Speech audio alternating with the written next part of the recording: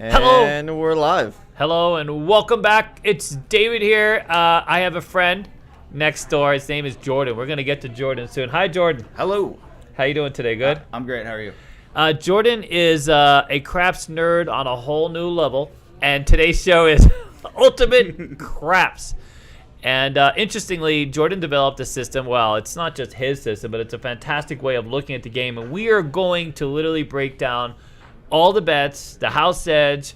We're going to get not right to business. We're going to do some news first. But this is going to be a very entertaining show if you're a diehard craps fan. So if you're looking for the math, if you're looking to kind of understand the roles, the combination, the ways, how money is made, how to optimize your betting strategy, this is the game that's going to, this is the show that's going to break it all down. But before we get there, number one is we're going to have our QVC moment. ShopCasinoQuest.com. We actually have these new prints that our very own Mar developed. She actually created the artwork. Can they see this? And we're going to give this away. So you're going to get the prints, not the frames. We're going to get you the prints. So if you're interested, we're putting these up on ShopCasinoQuest.com in the next day or so. So we were supposed to have them up today, but things got late. But anyways, these are really, really fantastic prints that she did, and now we framed them. Oh, there's my card is where the hell is my? Oh, here. Yeah, they're absolutely beautiful. Right now, the black one's my favorite, but basically it's a spade royal flush. The artwork is fantastic. So if you didn't know, our very own Pai Gow, who does the works on our marketing and also does our replies. What do we call her? Like a moderator? She's like a. Just call her an admin. She's an admin. Oh, admin. But Fancy. There you go. She's that's some HR talk for you. Yeah, we love her. She's probably out there trick or treating, or maybe she's not. And by the way, if you don't, what the hell am I? What am I doing over here? What's my costume? Julius Caesar? I am supposed to be a Julius Caesar, and this is my Spartan slave over here. Oh no, my god, just that's kidding. terrible. That's terrible. Hi guys. There is Sticky with his abs. He's embarrassing the crap out of all of us here. It's time to get a new gym membership. You work out with me. What's going on here? We can't here? all have the same results, sir. We can't all have the same results. But good lord, man. There you go. 21-year-old metabolism. No, new thumbnail. Not 21-year-old metabolism. Yeah. Thank you so much for that. All right, well. So we're going to give this out 120 likes. We're going to give you a print. You choose your print. You can either have the sort of rose-colored heart flush or the spade black royal flush. Okay, so 120 likes. We're going to give that away. You can choose whichever one you want. And, of course, they'll be up on ShopCasinoQuest.com within the next couple days. We have quite a few. She's been hard at work developing a few different designs. So very excited about that. Okay, next up. Those clear dice. Those clear dice that were like paperweights. We have a customer. They're in the back. They're on the. Two big ones are three. Okay. They got 6 of them, so. All right, perfect. Thank you. All right. All right, so we do have a bit of news. A lot of the news lately has been a little negative here in Vegas. A lot of people have been dying or killed, or there's a lot of things going on. But we like to keep to the positive stuff. We don't like to mention any of the negative stuff. Before we go too far, I would like to read some comments. Comments? Snapper says as a joke, "Hello, tell David to take off his Halloween mask." We love you, Snapper, most of the time. That's the correct. By the way, I'm going to go over it. Snapper, I still have your book, and I picked out some other things to talk about in this book later. Once we get into the show a little bit. Oh my God, what's next? Already? Well, a couple of things. So Thank you fast? guys for all the compliments. But the other thing is, we should do everyone's saying we should do a CEG calendar, like men's calendar. 100%. But here's the problem: 11 months of Sticky, and maybe we'd probably have like 10 months of Sticky, 1 month of Jet, 1 month of Mar. Oof. Yeah, I'd be like in the little postage stamp on the bottom, dude. Are you kidding me? Show up on holidays. Holidays. There you go. I'll be like fantastic. Me in a hat in the corner. Genius. No work today. Genius. No work. A calendar. That's a fantastic idea. What do you think, buddy? I mean, I'll You do wanna- it. I you mean, I'm wanna just like pose? this for the podcast. I think I'm willing to do it. Yeah, okay? he was gonna go through the whole mall, dude. I mean, he was willing to just walk around and be his Spartan self. You're supposed to be. What are you supposed to be, Sticky? Dude, Spartan? I think I'm supposed A to be royal Spartan, yeah. consort or something like this, or what the hell? I don't know. I don't even know what the word means. All right. Anyways, Is it really that? I mean, if you got a body like that, yeah. you're If you really got the gonna be physique, you could be whatever the hell you want. shy about it. Yeah. Like, no, you show that off. No, he was. Yeah, no, he's all about it. All right. You ready? So I guess the really big news is Durango Station has come out with some renderings that we're gonna share with you here, and I have a feeling this is Marnell inspired, but I might be wrong. Marnell, as you know, has built a lot of properties. They built the M, and this looks M-esque, I would say. They built the Rio, built the M, built Bellagio, they built a lot of Vegas. So. Here it is, Durango Station. Can they see? Oh, there you go. So that's what it's supposed to look like. If you don't know already, this is the southwest area of town. And if you're on the far other corner opposite here, you would see the IKEA.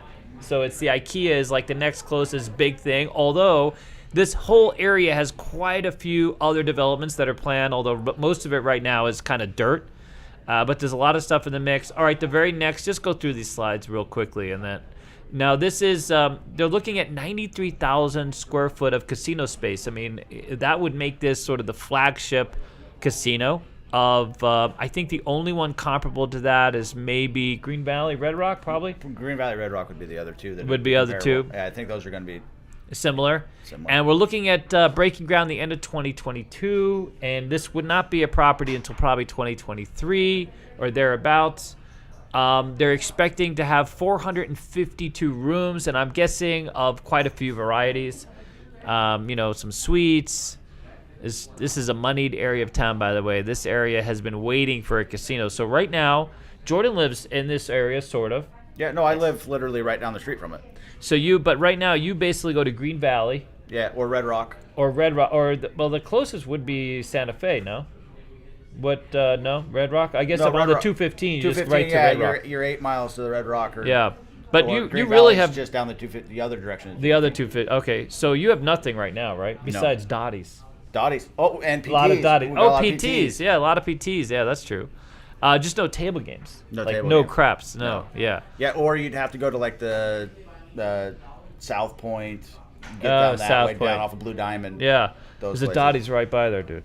There's a Dottie's. I've hit There's it a that Dottie's one. everywhere. There is a Dottie's everywhere. They're like, I mean, it's like amazing. Starbucks and Dottie's. No, there really is. Dottie's opens up faster than Starbucks sometimes. Dude. They just roll those big puppies out. All right. So have they seen all the images, sir? Did they get around? They saw all the images. They seen everything. By the Okay. way, Skinner Yes. asks, real question: are they gonna have $5 craps all day, all week?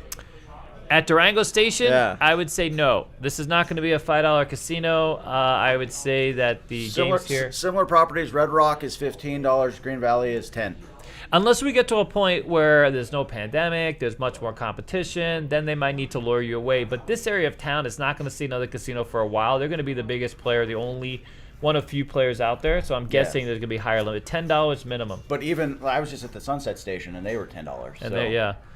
It's interesting. We were talking earlier about the evolution of craps and really gaming pits in general. Of course, COVID introduced a lot of evolutions quickly, sort of up the game. The table game Wynn in Las Vegas, or even the casino Wynn, has just been on an upward. I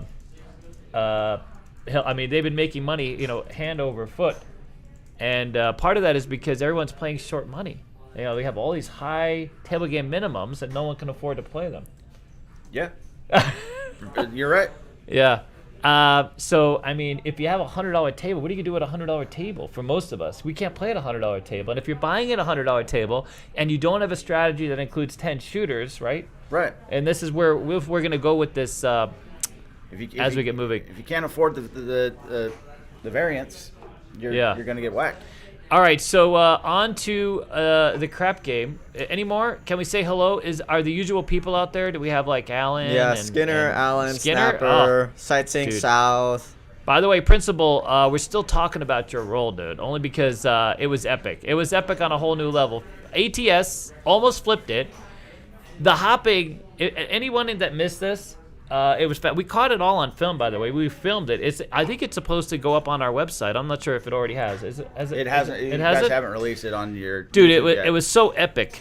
He needed the 11 and 12. That's it. He needed the 11 and the 12 to roll to finish the ATS, right? And the all. He rolls the 11. So a bunch of people, of course, jump on a horn bet, 11 hopping, whatever it is, and he hits it. All he needs now is a 12. The entire table jumped on the 12, and of course he hit it. Right. He had to. He had to. For the content. It was unbelievable. I've never experienced a thing like that before. I bet Principal Skinner, dude, you go to bed a lot at night. That's the last thought he has, dude. That's epic. About how Dude. That's a memory. It's like Al Bundy scored 5 touchdowns in Yeah. one football game at Polk High. That's and it. Principal Skinner Yeah. rolled a 12. Yeah, 20 years ago, It's 20 the years all- from now, it's yeah. the all tall small. It's No. it's I mean, strat. I would. I've never had a hand like that. I've never had a roll like that. I can't look back on any time. I mean, I can look back on a time I won a lot of money, but it wasn't my roll. Right. I would love for it to have been my flipping roll. And epic, just like that. 11, boom, 12. Everybody hopping 12, bam. All right, no contributions to Sticky's birthday? What's going on here? He's stuck. He's in neutral now. He can't move forward. I mean, by the way, we're still looking for a casino that wants to host Dennis's birthday. By the way, Dennis, you got some coffee back there, bro? I'm going to need some coffee. Holy crap, we're at 2K? Oh, my God. Sadly, we shouldn't have had him keep track of this. You know what I mean? Because that way we could have gotten to, like, March and been Right. like, you know what, Dennis? We had, like, $300 here. That's all we got. You know what I mean? But, of course, he's keeping track of every flipping dime, dude. Well, you should. It's his birthday. recorded. Listen here, buddy. Okay? We can go back in time and delete some stuff. Look at that. All right, Sticky, show him what you got, man. Put those at. Oh, God, you guys missed out, dude. As he bent in, dude, the abs were flexing. It's unbelievable. How many new 13-year-old fans do we have? That's all I want to know. There's a riot of girls out there looking in, dude. You're gonna have a date night is gonna be full. Okay. Tiger Beat Magazine still a thing? Tiger Beat Magazine. Oh my God, I actually sort of remember that. Holy smokes. All right. Well, anyways, that's fantastic. Alan Toy donated $5. Up $5. Thank you, sir. I need a Appreciate you. CEG head count so I can book a reservation on Baccarat when I visit 12-4 and 12-12. On Bacchanal, yeah. And when will Keno Quest and Casino Keno? be a Oh, thing? we have Keno. We have Keno here. We've been filming a lot, including a Keno with me and Lauren recently. That was really a tour of all the fantastic Keno games that you could play, the favorites, the not so favorites. We didn't go over the house edge too much because you don't want to confront the house edge on Keno. Well, if you got that one that pays you what, 97%? Yeah, that's better than lots of craps bets. No, that's exactly right. So I was showing like literally like the better Keno to play, so that Right. you have, you know what I mean. You know the house isn't Right. there Yeah, to whatever your take vice advantage is. of. No, If you enjoy that's it. playing the game, play the game, but just play the variant that's going to give you. If you're gonna dabble, Keno is not a bad way to go. You know what I mean? But if you are going to dabble with the one that pays you with the 3% house edge, not the one with an 8% house edge. No, 100%, dude. Because it's amazing that people don't come to Vegas with the information they need. All right, so we're planning on April, the first week in April, right? For Dennis's birthday. It's Dennis and Jet, and who else? We're just everyone that is coming into their 21st birthday in and around that time. And by the way, if you're about to be 21 or you're going to be 21 before that or on that date, we don't mind having you there as well. Well, just let us know. We'll have to qualify you, make sure you're not like, cray-cray. But we're happy to have you involved. What's going on? Yeah, I know. But we are looking. Whoa, wait a minute. Super chatted? Holy crap, I just saw it. What's that? I just saw something. It's a The little Sightseeing South graphic. says it's $25 super chat for Wow. Sticky's cumpleaños, which means Ooh. birthday. Oh, fantastic. And Sticky hablo español. Did I say that right? Yeah. Close enough. Close enough. Just keep the camera on you, buddy. Come on, man. Yeah, like this is the Just whole leave podcast. it there. This This is is the whole here, like- podcast. We'll talk in the back. We're talking in the background. Keep everybody entertained. Yeah. Okay, so April 1st, we're going to have everybody out. We're still looking for a casino venue. We have a casino, and then we have another casino, but we want to go as big as possible. It's epic. I want him to have the most amazing birthday ever. Yeah, I want That's the thing. him to go big. Any of us that missed out on our 21st for whatever reason, this is where we're going to live vicariously through Sticky and his abs. You going to film some of the craps? We're going to film the whole thing. Then he's got to go big. Yeah, we're gonna vlog it. For We're the gonna film content. it. Yeah, for the content. Oh, no, We're gonna 100% We review gotta for the get the the table content. maximums Yeah. for the content. Table maximum. Oof, God, just the buying alone will be interesting. We'll have to pull out lots of $5 bills, dude. You know what I mean? Wouldn't it be cool to represent all the super chats, just like 5 and 20s and the whole thing? All right, let's get to the big content. Those of you who love craps, this is gonna be a very probative show. Should I by say the way, if we represented all those super chats, it'd be a bunch of cents, dude. Like a lot of pennies? $4.99. Yeah, Like we'll be no, throwing, that would like, be tough. Imagine that. Just bring a jar of change here, count this out, and the cum. No. Talk about stroking the dealer. Oh, that would be so strokeful. They tell you to go to the cage now, right? And then the cage tells you to use the damn machine, and then you have to pay if you want to do the pennies and stuff. They don't even. It used to be they just dumped it into a thing and they would count it for you, but now you got to go to like a change counter thing. Well, now, I was seeing too now, like if you play slot machines and you cash out for less than $1, they just give you a ticket, and basically some casinos either make you combine that ticket with another ticket to get it. So you're Yeah. always trying to round it up to the next dollar, or else Or you're they're just like, left here, with a give ticket. this to charity or some other option. Yeah, they don't like giving out the change, dude. That's Give me my that's damn the change. By the way, here's the thing. I don't want to like show off my. So this is my original Sheriff's gaming card. But here, put your finger over. This kind of thing. But just show them what the hell I. That's my original gaming card. It was issued on my birthday in 1991. I don't think they can see that. Look at that. Wow, look at all that hair, buddy. That was me. How old my were original you? I was 21 years old. Dude. 21, and you became a dealer on your 21st birthday? Yes. Cool. It was a bit of an interesting story behind that. One of these days I'll share that separately. But yeah, I basically became a dealer. And I worked it out. Let's just say that Vegas was, as much as they were all about the laws, they were a little loosey-goosey back then. Of course. You could have some fake stuff and navigate through kind of thing. You know what I mean? Not to say I had any, but in a dream there might have Right. been some other mitigating factors to me becoming a dealer. But anyways, there's that. All right, ready?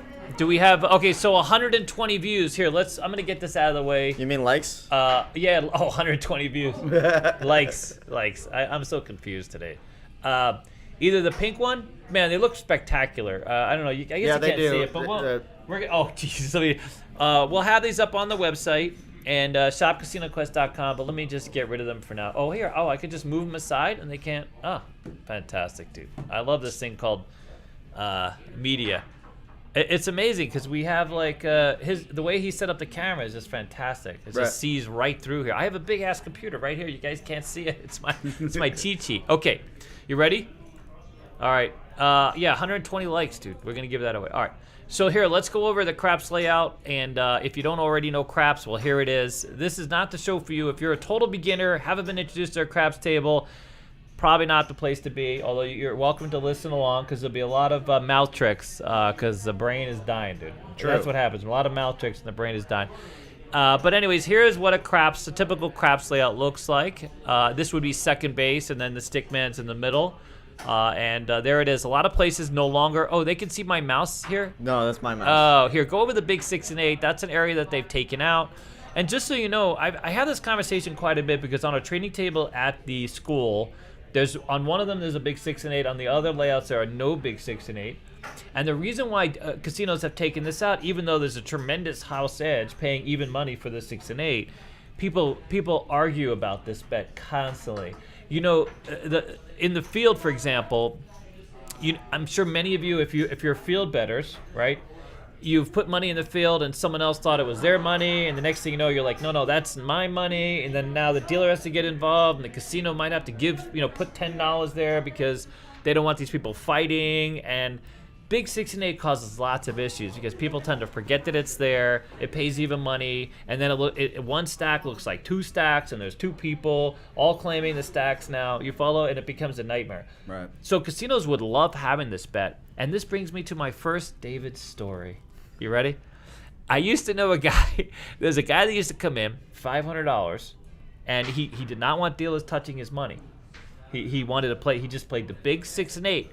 $500 even money instead of place bets. Why didn't he just place it on the line? Well, the line wasn't always a point. No, but can't you make a Well, I guess put that's bet? right. Yeah, if it's not the point, though. Oh, gotcha. Right? So, like, he would just bet even money, big 6 and 8. That was it. He would get paid. He would get paid on the 6. He would move it over to 8 and vice versa. He was just into no cooties. You know, he did not want you to touch his money, and he didn't like when you sized into his money. You had to, like, set it there. You know what I mean? Just set the one $500 chip there. You know what I mean? Literally. And it was always the oddest thing. But hey, you know what? He would lose out on $83 every time. Yeah. Because it would pay $5.83 as a place bet. But he just did not want anybody touching his money. That was one of the few people I know who went through that. But so the 6 and 8 has been taken out of a lot of casinos because it causes some consternation. People fight over the bet. And, you know, it's easier for the casino just not. They're willing to let that one go. They'll never let the field go, by the way. That's like a cash. That's like an ATM machine for the casino, dude. Well, yeah. It just keeps printing. You know what I mean? All right, so the next thing is, on the next thing, we're going to talk a little bit about the dice, because this is Ultimate Crap, so we're going to mention the dice here real quickly.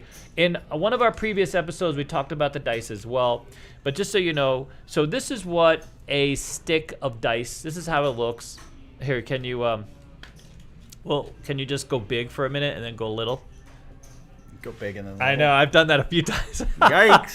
Yikes. Okay, well, so this is the little here, but so it comes in. You can't just like they don't need to see it up close to it. I mean, all right. Well, you want to hand it off to them? Yeah. So basically, there's a stick of 5 dice. There's a few casinos now using 6 dice, and this is it. This is a casino grade serialized 19 millimeter acrylic dice with sharp corners. And of course, they all share the same serial number. Typically, you'll have a casino logo on them. Every pip is drilled and backfilled so that the pips are equal weight. So that every dice is exactly the same weight, regardless of the number of pips that you see. Technically, they all have the same pips. Just only on some of them can you see them. And then there are a few measures that the casino takes as far as security goes. Obviously, these dice are translucent, so you can see through them. If someone would introduce a foreign dice, have something in the middle of it, obviously. And they also have UV glow spots. So they use UV glow pips. It's on this. Go to that one slide. So some pips will have a UV light. They can put the die underneath the UV light, and some of the pips will shine, will glow. Right. So it's another way of verifying.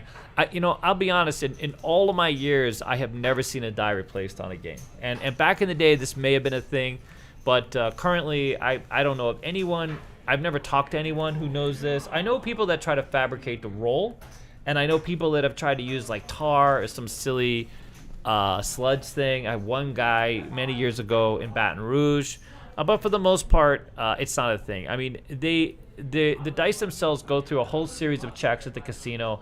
They're signed out, they're signed in. They're signed in, they're signed out on the wrapper. They're released onto the game. They're changed about every 8 hours or every shift, sometimes more often. So if for any reason a supervisor think there's something amiss, like if one of the edges gets soft and gets chipped, which I've actually never seen that. I have seen a die that was stepped on, and instead of them putting back in the game, they just swap the whole set out.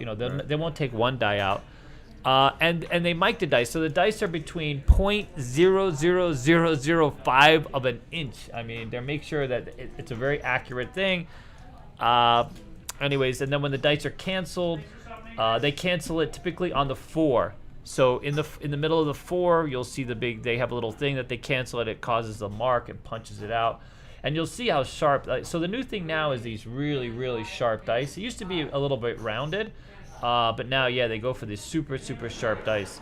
The other thing that I didn't include on as a felt, so we get asked a lot about what felt is used. So for the most part, the felt that goes on a craps table is a microfiber, and it is a scratch-resistant, water-resistant, water-repellent type of fabric, and it holds up really well under, imagine as a dealer, you're pushing checks and your fingers are going across it. Maybe you have nails. It's really highly resistant to being used a lot and repetitively.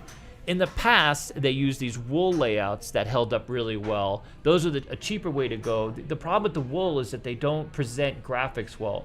So casinos have now used these microfiber felts, and in some cases they have like I don't know what it's made out of. I think it's some kind of polyester blend. They call them a leatherette material. You'll see that they have this sort of thick, bouncy feel to it. Those of you that are that dice set or that get around to filling the layouts, there's two different sort of textures that go with the layouts. You can tell one of them is more of a slicker, softer feel, and then the other one it literally feels like leather in a sense. Really? And it as a stick person or a dealer, both of those surfaces react differently. The leatherette surfaces are fantastic if you're a dealer. You can push checks out of them very, very easily. You can also push the dice. It's really easy to transition the dice from the center to a player. So like if you have the dice at the end of your stick and you're pushing off to the player, you can push it off in the middle of the table. The dice are not suspect to fall over, right? So if you're on the stick, the one thing you don't want to do when you push off dice is to have a die roll over and now it's on a 7 and your player is pissed off because nobody likes the dice delivered on a 7, or it crafts for some of you, this type of thing. So the old wool layouts, there's not many casinos that use the old wool layouts anymore. I don't know of any. I know the Gold Coast is one of the last real holdouts for that.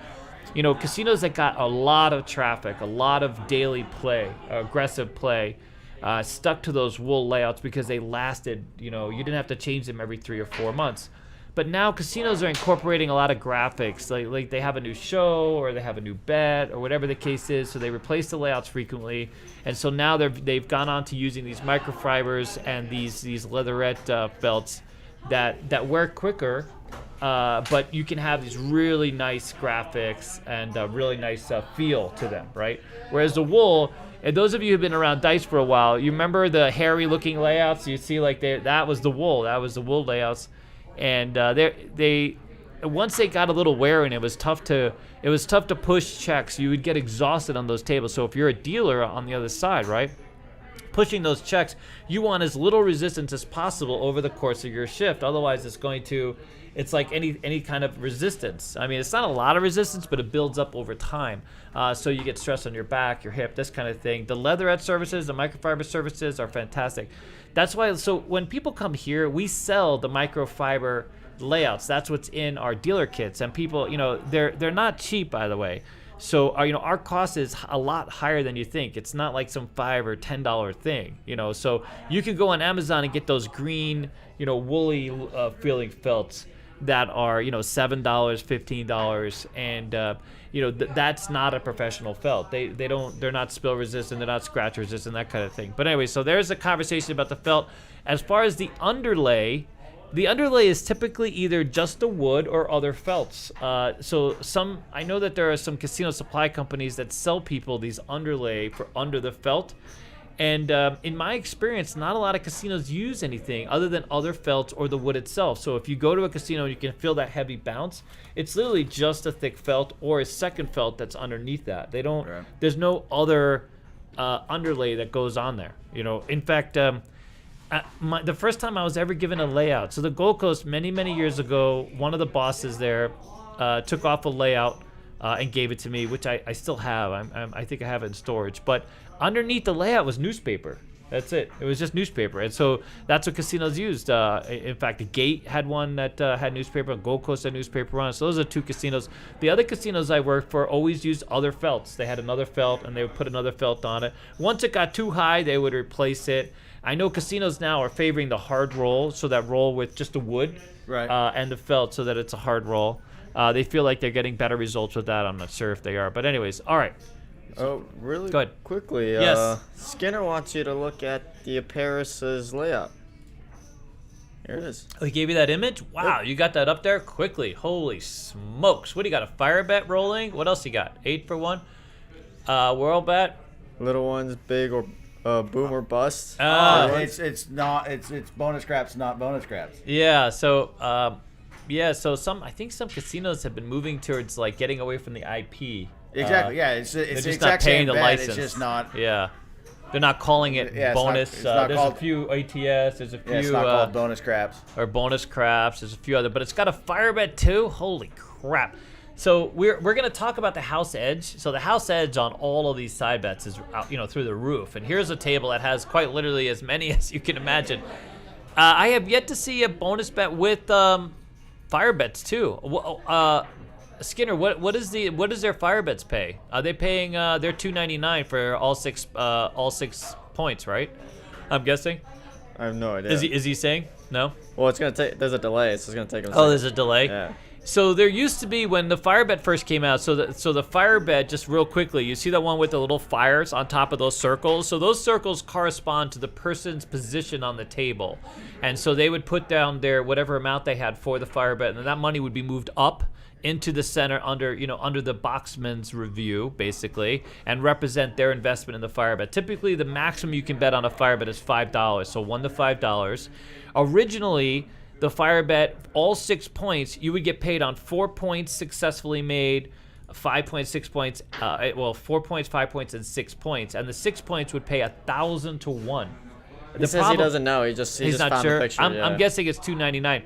So when the fire bet was 1,000 to 1 for 6 points, anybody hits that with more than $1, $2, let's say, and they're having to fill out some paperwork for the IRS. Right. And it would just slow the game down. And the thing with the fire bet as well is whatever points. So some casinos will pay at 3 points passed. Right. So 3 different points passed, 7 to 1. On the low side. Now, if they pay 7 to 1, that's where you get to the $2.99. So they were able to lower it to $2.99. Why $2.99? Because 300 to 1 is the threshold for if you hit any bet that's 300 to 1 or more, you have to fill out paperwork for the IRS. So if you get a 6 point, so they pay $2.99 to 1, and then they give you the 3 point fire bet. They pay on 3 points. The problem with 3 points is that the game has to stop. They have to roll back the cameras. They have to call up the surveillance. Surveillance has to validate the roll, even on a 3 point winner. So the whole game stops, really. And then they call down and approve the payoffs. And then the boxman, they have this procedure where the boxman lays out all the payoffs. Some of you guys have seen this already. The ATS doesn't always have the same protocol. We got paid on the ATS the other day very quickly. I don't even remember them calling it up. I think the boxman and supervisor took care of it. Every time I've seen the ATS pay off, it's been fast. They just pay it. Yeah, fire bet, they call it upstairs. They go through this whole process. They lay it. It's silly. But now at the $2.99, I don't know. The house edge on a fire bet, do you know what it is? I think On the fire bet, I don't. I know the ATS, but not the fire What's bet. on it? What is it on the ATS? The ATS is, it's 20% on the all, and I believe it's like 18% on the tall and small. So what you're saying is keno is the answer. Keno, then. Well, that's on the tire bet, so, that takes 20 rolls. Keno pays out over a couple of That's each true. roll, so, Yeah. Keno does over, pay every over roll. time, your 3% house edge keno is probably better than that, though, I think. See? Not a hater. That's what we love. We love people that are all about the process. Okay, what else we got? That was pretty cool. You got that image up right away. He sent it to you? Yeah, he sent it to me through Discord. Wow, it's fantastic. By the way, what a great memory for me, too, dude.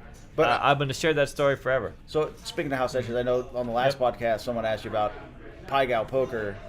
And the house edge on Pai Gow, the new game that's out here is the face up. That's, I believe it's 1.87% house edge. And I think the fortune, the normal Pai Gow, I think it was like 2.7, 2.5, somewhere in that range. No, I love Pai Gow. That's my other go-to. That was the game that I used to play all the time before Really? I got into craps, yeah. Yeah.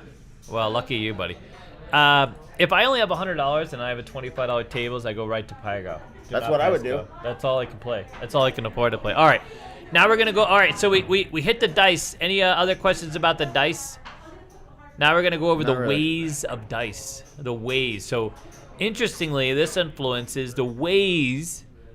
Okay. There are 36 ways that the dice can be rolled. Not combinations, ways. And it's an important distinction. Because it influences the true odds that are available to you on the casino. And this will help you, I think, understand sort of why things pay what they do. So if you have a pass line bet and you want to take odds, the odds themselves pay true odds. And that's based on the idea that every easy way, so in craps there's an easy way and a hard way to roll the dice. So the easy way, the best way to know what easy way is, it's a non-double. Okay, it's a 6-4, it's a 5-3, it's anything that's not a double. The hard way is a 3-3, a 6-6, a 1-1, anything that's a double. So those of you who play Monopoly out there, hard way is double. Now, for those of you, the dealers, so a supervisor might come up to you and say it pays on the high side. If something pays on the high side, that means it's a hard way that was rolled, some type of hard way. If it pays on the low side, that means it's an easy way. Every easy way has 2 ways that can be rolled. Every hard way just has the 1 way, right? So the idea behind an easy way is, so let's look at it this way. You see where that's 6-4? So 6-4 is one easy way, and then 4-6 with the same 2 dice is the other easy way, okay? So even though that's only one combination of the dice, it's 2 ways the dice can be rolled, whereas a 5-5 can only be rolled the 1 way. Now, how this influences what you get paid, it's very simple. I say that a lot, by the way. It's not that simple, I know, but okay. So there are 6 ways to roll a 7, okay? Because you have 3 easy ways. 3 easy ways possible times 2 is 6 ways to roll a 7. There are 5 ways each to roll the 6 and 8. So the odds will pay you 6 to 5, okay? So it's 6 to 5, okay? The 5 and 9, there are 4 ways to roll a 5, and there are 4 ways to roll a 9. Again, there are 6 ways to roll a 7, so you get paid 6 to 4 or 3 to 2, okay? 3 to 2 like Blackjack, at least the old Blackjack. And then on the 4 and 10, there's each 3 ways to roll the 4 and 10, and again, 6 ways to roll a 7, so you get 2 to 1 on the odds with the 4 and 10. And then you see the rest of the ways there. Obviously, there's only 1 way to roll the 2. There's only 1 way to roll the 12, and they only pay on the high side, or 31 and 30 for 1, depending upon where you play. So here in Vegas, we refer to it as downtown odds and strip odds, which isn't always true. There's a lot of strip properties now that pay downtown odds. Resorts World, for example, pays downtown odds. They pay 16 and 31. Whereas a lot of strip properties pay 15 and 30. And by that I mean 15 for an easy way hopping, 30 for a hard way hopping, right? So assuming that there's 36 ways and you're only getting paid 30, there's a little math, there's a little intro on the math. But we're not going to go, we're going to show you some of the math as far as the context goes. We're going to examine the best bets, the worst bets, this kind of thing on a craps table. We're not going to go so far into the math, but we will show you, how it's impacted. All right, so let's go next. This is going to be one of those. This is going to be one of those videos that people just refer to. You know what I mean? Anytime you want to break down this game and get down to sort of the probative facts, right, without being too nerdy, this is the go-to. Because again, David's math is, my bar is low, your bar is a little higher than mine. Yeah, you know what I mean? A little bit. All right. So here we go. So let's break down the probability of a roll. Okay. So the idea behind. Do we have any questions yet? Is anybody lost? Who's sleeping? What's going on? Really quickly, Michael Fritz says, "Happy Halloween, David." Oh, hopefully happy Halloween. Hopefully make it out soon. Want Yes. a big roll on a craps table. Yeah. No, I can't wait, dude. Now that we understand probability, we're gonna get to an interesting. We're calling it Jordan's Place. It's going to be a whole new betting system. I think you guys are going to really love this. We're saving it for the end because we're going to break down the strategies. So they break down into 3 basic arenas, and we're going to go into the arenas. We're going to play around. We're going to fuddle around. We're going to talk about it, and we're going to evolve. All right. So here's a probability of a dice. You ready? Yeah, this is going to be like the ultra nerd. This is ultimate bet, ultimate craps. That's what the name of it. That's what it is. Yeah. Okay. All right. Here we go. Ready? Get to the next slide. For the 5 people out there that like the math, Yeah. here it is. So here it is. So we're going to go through this quickly. So 2 and 12, there's only one way, obviously. 2.78% chance on every roll that this will be the roll. Okay, as we know, it could be once every, 26 rolls. You know what I mean? I have the famous story of the guy chasing it for 25 rolls. Didn't work out for him because it rolled on the 26th roll was the answer. So this is on a natural sort of curve, so to speak. Okay. Right. The odds, the chance of rolling a 3 or 11 is 5.56, 4 and 10, and so forth and so on. And then you see where the 7 is. Boom. As we've already established, there are 6 ways to make a 7, and therefore, the greatest possibility of rolling a 7 on any given roll. And most of us know that very well. You know what I mean? Right. We have the fear of 7 in us, right? Which influences basically every system we play. Those of you on blended and hedging systems, you are so scared of the 7, you almost don't go out late. Well, the problem with hedging though is that whatever you hedge with is going to take away from the other numbers opportunity you have anyway. No, so that's right. Hedging systems never work. You can never get ahead of. You can never take a bunch of high house edge bets and put them together in some sort of stew and come up with a low house edge. No, It's that's all- a terrible gonna- stew, sir. It's all going to be high house edge. Yeah, that's You know, true. if you think it is, you need to re-examine the Back math. to keno for you. Yeah, That's what we Go don't to think roulette. about. Or roulette. Yeah, those are no math. We don't ask questions when we play Just- those games. We just play Just and on, have fun. the only thing to avoid on roulette on the 00 is the 00-1-2-3 street. That has a higher house edge than everything else. everything has else? the same 5 point whatever percent. Wow, house edge. 5 point. Oof. Yeah, I get triggered on roulette, so I stay out of roulette a lot. All right, so here we go. So here's an interesting little slide here. Now we're gonna go over a little bit more math. Snapper, wake up, buddy. Snapper says some people never roll a 7. So Snapper did. Holy crap, 31 30 rolls, dude. 31 times. 31. You guys gave him the extra roll. What's more amazing? It really wasn't one extra roll. Yeah, it was 31. Oh, you guys counted it out? Oh, No, my you guys God. counted. We did? Whoever edited your videos counted it out. No, I'm sure we did. We screwed that one up. We were so excited. We were so in the moment. It was so unbelievable. And he had 3 parlays in play. Like, still up. So here's the one as a fan. Yeah. If it ever happens again, let him roll out until he rolls a 7. See how long I you know. go. If you could By the think way, about the everyone's content, told us that. You could have had 100 rolls out there. You got to had 100 roll That'd have for been the interesting. content. See that Snapper? Snapper was screwed over on that one. It was. I wanna Poor say- Snapper. Poor Snapper. By the way, Snapper, we've heard a lot of people even say that. Like, we should have just let you keep going and to see when that expired. well, because I watched. You could have set the bar. What I did is I watched along with my strategy and I tried to see what it would be, and it Really? Who knows And then what it we would just be. cut you off, dude. Yeah. How unsatisfying. You crap blocked me. That's when your Pornhub Premium membership expires right in the middle. You know what I mean? Like, what the hell? All right. You know what? They would at least let you finish the video, okay? Oh, really? You get to finish the wouldn't. one video? No, you guys My didn't. God. Every time he goes We're to his, look at that, dude. It's embarrassing, man. If you're gonna switch to you, just leave it there. Will you Just please? exactly. Oh, my You see me, I look like God. Can you a please pile stop? of goo over I here. feel like it'd be feel like- weird just to sit here like the And whole then time, just like No, look that at would be me weird. That while would you be guys weird. are talking. I'm just sitting here silently typing on the computer. We should get you like a nipple ring or something. You know what I mean? That's something that really. I'm good. Please don't. You sure? Yeah. I'm good. Yeah. And All then right. Snapper says I'm a craps blocker. Yeah. He is a crap blocker. Yeah. Damn it, Snapper. God, we love you guys. All right. Dave N says, how cold is it in Vegas? It's not cold enough, dude. That's the problem. It's been so warm, by the way. Holy crap! I can't even keep chocolate in the trunk without He's it just saying melting. that because I'm Oh. not His nipples anything. Your Yeah. nipples are Poking low profile nipples. Oh God, how The are we high ta- beams are on. Listen, any other podcast, where does nipples come in? We're talking crafts and we move right over to nipples. It makes no sense, dude. It makes no sense. Principal Skinner says, Sticky over there cutting glass. Oh my God. We're expanding our fan base, sir. We're making new crap bands right as we speak. No, I think it just. I think it's just me fans. I don't Yeah. think that I no one's think gonna. it just crap fans. There's just degeneracy coming out in all Yeah, of us, right? no, 100%. Oh, God, just losing my train of thought. Okay, ready? Here we go. Ready? Coming out roll. We're talking coming out on craps, by the way, just so we're clear. Okay, here we go. Pass line. Are you ready? If you don't know this by now, this might be the wrong episode for you, but you win on a 7-11 if you're on the pass line, all right?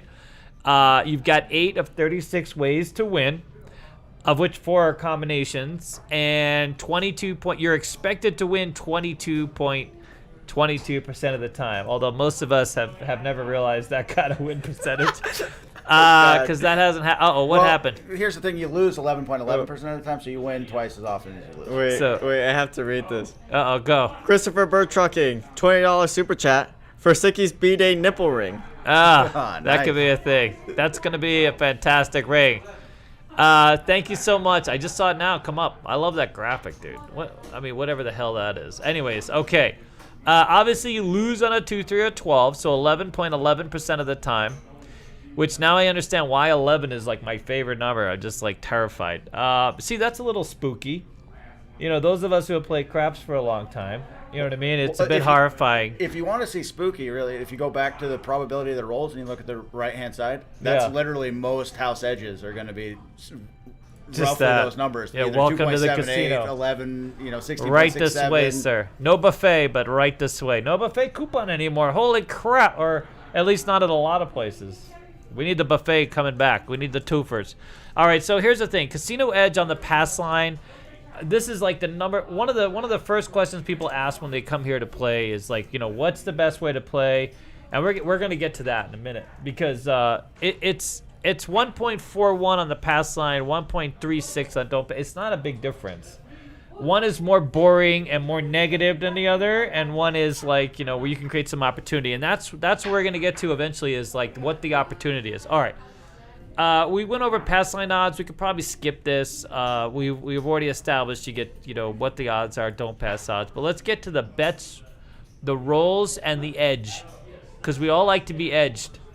Yay. Yeah, some more than others. Some look, less than I others. don't, I don't know if everyone wants to be edged. I to be mean, honest not with you. that view. Edging Jesus. is kind of frustrating. It is a sometimes. bit frustrating, but here we go. This is the edge of dice, just so we're clear. See, this is innuendo central. Look, Craps look, is I don't literally wanna the edge game the of dice either. innuendo. Of course, it was named Craps for a reason. Yeah, no, 100%, dude. It's quite something. I mean, it's hard to really talk about this game without giggling, especially people new to the game. Once you talk about working the field and you got to come and you know what I mean. And then the don't People just come. lose Dude, it, dude. you gotta come. No, exactly. People literally lose it because if they have no context of the game, I don't know why I never lost it years ago when I was learning, but anyway, I probably did.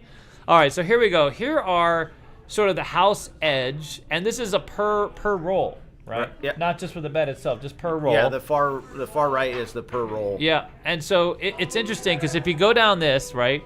So this is, and you see where the pays are. So post pay, this is where you pay on the buy, where it says post pay after it rolls. That's the biggie. So nowadays, there's quite a few casinos who, it's called an automatic buy. They'll automatically buy it. They won't charge you until you win.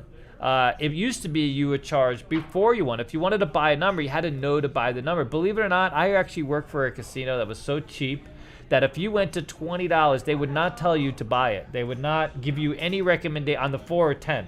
They would literally pay you $36. They don't want to give away any money. Most casinos, they don't do that. They'll be like, listen, they'll move it to the buy and ask you for the dollar or tell you that it's going to cost $1. You follow? Right. But I have worked for a casino that was literally like, you don't tell people to buy. Buy is a different bet. And technically, it is a different bet. Place bet, buy bet, two different things, even though they're the same basic bet. And casinos that really want to just give it to you, you know what I mean? They might not want to. Can you imagine you have like $100 on the 4 and the whole time you're just getting paid as a place bet? Oh. I don't think you'd be out. But, Imagine that. Then I would. I'm the kind of guy that goes around to every casino and asks them before I even decide to play there. He does. He calls down, by the way. That's fantastic, dude. Before Yeah. you even make the trip. Because you imagine getting $180 Yeah. on a $100 place bet on the 4 and not getting, Not getting 195. well, depending upon, $195, yeah. Wow. Brutal. Yeah, That I wouldn't would want be to get rough. 180 or 190 either. So if they told me I had to pay both, I'd be like, heck no. No, you wouldn't go there if you had to pay both? If I had to pay, I would buy the 5, 4, and 9 if you have to pay the 4 and VIG, 10? VIG Yeah. everywhere. If you had to, no. No, VIG on Wynn only. And then we go down, like we talk about, so buy, the lay, and you see with the house edge, this is per roll and based on this optimum pay.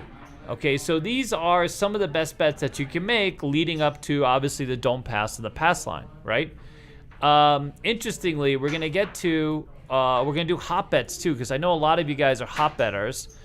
And you're welcome to, so this is there forever, right? They'll be always able to refer back to this video, take some notes. We sort of condensed this, consolidates from a number of sources, which, by the way, we should go ahead and thank Wizard of Odds, Michael Shackelford. Yeah. I met him. He's the ultimate nerd when it comes to all the math. No, I mean, he's the one that got me on it. Yeah. I saw his. He's got some YouTube videos out there too about explaining craps and the bets behind it. And that's Yep. where I started, and then I also picked up his book, Gambling 102, which goes into Gambling 102? Yeah, it's a huge. If you're into the math and the deep dives and stuff, it's less about explaining the game and just explaining the house edge and. So he by the way has a YouTube channel, Yeah. and he also has a website, Wizard of Odds, And he is a fantastic resource. We've met him a few times. He's worked on. So let's say if you develop a game, and he can certify the math for you. I forget what they call it, but there's a process before you get the game forwarded to the casino. You need someone like him to say, hey, this is the house edge. This is how the game works. This is the whole. You know what I mean? And so he will put that all together for you. And he gets paid well, obviously, to do this. Right. But he's like literally the guy, and I mean everybody out there who's into the math or into the games themselves. It's a great website. It's a great resource. If you're ever interested in the math itself, definitely check out wizardofodds.com because he goes deep. He goes deep. That's the deep probative dive. All right, so then we got the hopping bets, and we're going to get to the best bets and worst bets on the crap table in a minute, and then we're going to go right to strategies. We're going to knock this out, dude. We're going to keep it focused and linear because I know a lot of you guys still need to trick or treat. So are you trick or treating, Sticky? No. Not I'm literally trick- just dressed like this for work. Just for work, just for everybody in our podcast world, because I think that fantastic. All right, we need I more think of I'm too old to trick or treat, to be honest with you. well, you You're don't too look old too to trick or treat, but you're not too old to be a trick or a treat. That's pretty good. That's pretty good. Wow, holy crap! All right, let's get to the hopping bets. So here's an interesting thing for those of you who love hopping bets and the genius that bet the field. If you could find a field bet that pays triple on both the 2 and 12, it's even. There's Even money. no house edge. It's like playing roulette with no zeros. And then the last one that was around, what you said was in New Mexico? New Mexico, yeah, they don't. It's no longer that way. Yeah. COVID has made them. COVID whacked them. COVID whacked them and made Yeah. them change their strategy They're like, back to. screw it. We got to win some money in the field. All right, well, go up. Well, no, go. There we go. Sorry. All right, so clearly running down sort of the hopping bets. Wow, I included some comparisons between the big, but hops, house edge. All right, well, you know what? I screwed this up. Okay, so there we go. We got the hard ways, 6 and 8. They got the big 6 and 8 in there. It's not really a hopping bet, although it just stays there. But as you go down, I mean, you know, the field bet with just 2 to 1 on 1 Yeah. and triple is still not bad. 2.78. That's the same. So here's the way I like to look at it. I like to compare stuff to different games, right? So if you compare the field bet 2 to 1 to a single zero roulette, the house advantages are basically the same. So same as single zero. And then if you go to the double, it's basically the double zero roulette. So the underlining fact is craps is if you know how to play craps, it's the best table game there is. Well, it's by far the most fun. Oh, 100%. That's true. It's the most entertaining. Yeah. I think if you know how to play blackjack, though, you know how to count cards. That's and, it. If And you you can count can cards. actually be an advantage player at blackjack. So Yeah, if you 100%. Yeah. If you can be an advantage player and not get backed off, then I'd play blackjack. But You know, the number of people who have been professional craps dealers in my career has only been maybe 2. right. And, you know, interestingly, one of them played the field and the other played the don'ts. Flat bet on the don'ts. Just grinded the don'ts out all day long. They won $100 and got the hell out. That crap player would martingale the field. And he eventually got whacked. Well, yeah. A year and a half later, he got whacked. Every martingale works until it doesn't. Until it doesn't. I mean, he literally had, 14 no fields in a row. And it just whacked him. He had, I forget what the total bankroll that he came in. It was like 87. It wasn't a complete martingale because the table limit was only like $3,000 or something like this. Yeah, that makes it rough. And so he was just chasing that 3,000, I think, twice after he was rough, dude. That poor guy, man, ooh, he was shaky. He was, oh god. I don't know. I've seen it. I've seen a guy martingale place bets. One place bet, he would place the 8, he hit it and go, and that didn't work out for him either. I mean, if you had a deep bankroll, you could martingale the 12s. Just up it every 35 times you lose. Well, we've seen someone try that. But no, you just. Oh god, can you imagine, dude? I mean, yeah, that's the thing. You can't. It's so hard to chase this game. Yeah, well, it really is. You can't chase any game, really. And that's why you got to seize the moment. Once you can create some opportunity, you have to have a system that creates opportunity, allows you to seize the moment. Well, all right, we're gonna get to that in a minute. Okay, the worst hopping bet there is any 7. Which is, I think, might surprise a lot of people because that seems to be the most common number. But on a dice table, the largest house edge is a 7, 16.67. Your thoughts, sir? Well, it makes sense. I mean, I think what casinos do, is they take advantage of people's idea of, oh, this number hits more frequently than that Yeah, number, so it's a 100%. better bet. Yeah. But it's not how frequently, it's the ratio to what they pay to how often it hits. Sure, it hits every 6 times, but they only pay you 4 to 1. That's it. So you're losing out on basically, half of what you should be paid. And there's a ton of people that bet Yeah. three-way 7. So hopping the 7s is better because hopping Right. the 7s you get paid 5-1. Right. So it's a better bet. If they had it, but if you're playing strip odds, it's the same bet. Oh, is it? Oh yes, I there's no advantage. I don't play. Yeah, you strip only odds. pay downtown odds. So Yeah. you hop the 7s. So by the way, if you have downtown or your downtown odds, you want to make sure to hop the 7s. Three-way 7 is the answer, okay? If you're on the strip and they're just paying 15 Right. to 15 for 1 or 14-2-1 on, any easy way, they pay it's the same bet. Right. It's the same key. Right, and it's the There's no obviously the difference. any 7s in the world bet too, and Right. The That- world that- bet's that- another terrible bet. that's what Uh, makes the world bet even worse than. All right, so let's go to the best bets because Right. I think people are more concerned with those. Where to bet on a craps table? Well, All right, before we do, go ahead. Joy501 has been a member for 12 months as well. 12 months as a member has really flown. Wow, fantastic. And he also donated £5. £5? He's British, man. Oh yeah, 100%. Yeah, British. I'm late to the fantastic. party, We but love- hope you're doing all well. Yep, we're doing fantastic. The weather out here is almost too nice. It's supposed to be colder. It's part of this warming. So I just moved here from Central Washington State. Oh, really? And this time of year it's probably 35 degrees. Really? Yeah. Oof. Yeah, it's usually, well, I mean, it's not usually, but it should be a little cooler. It's just hot. Yeah. Ridiculously hot. You still can't get chocolate from Costco to the office without it melting. It's ridiculous. All right.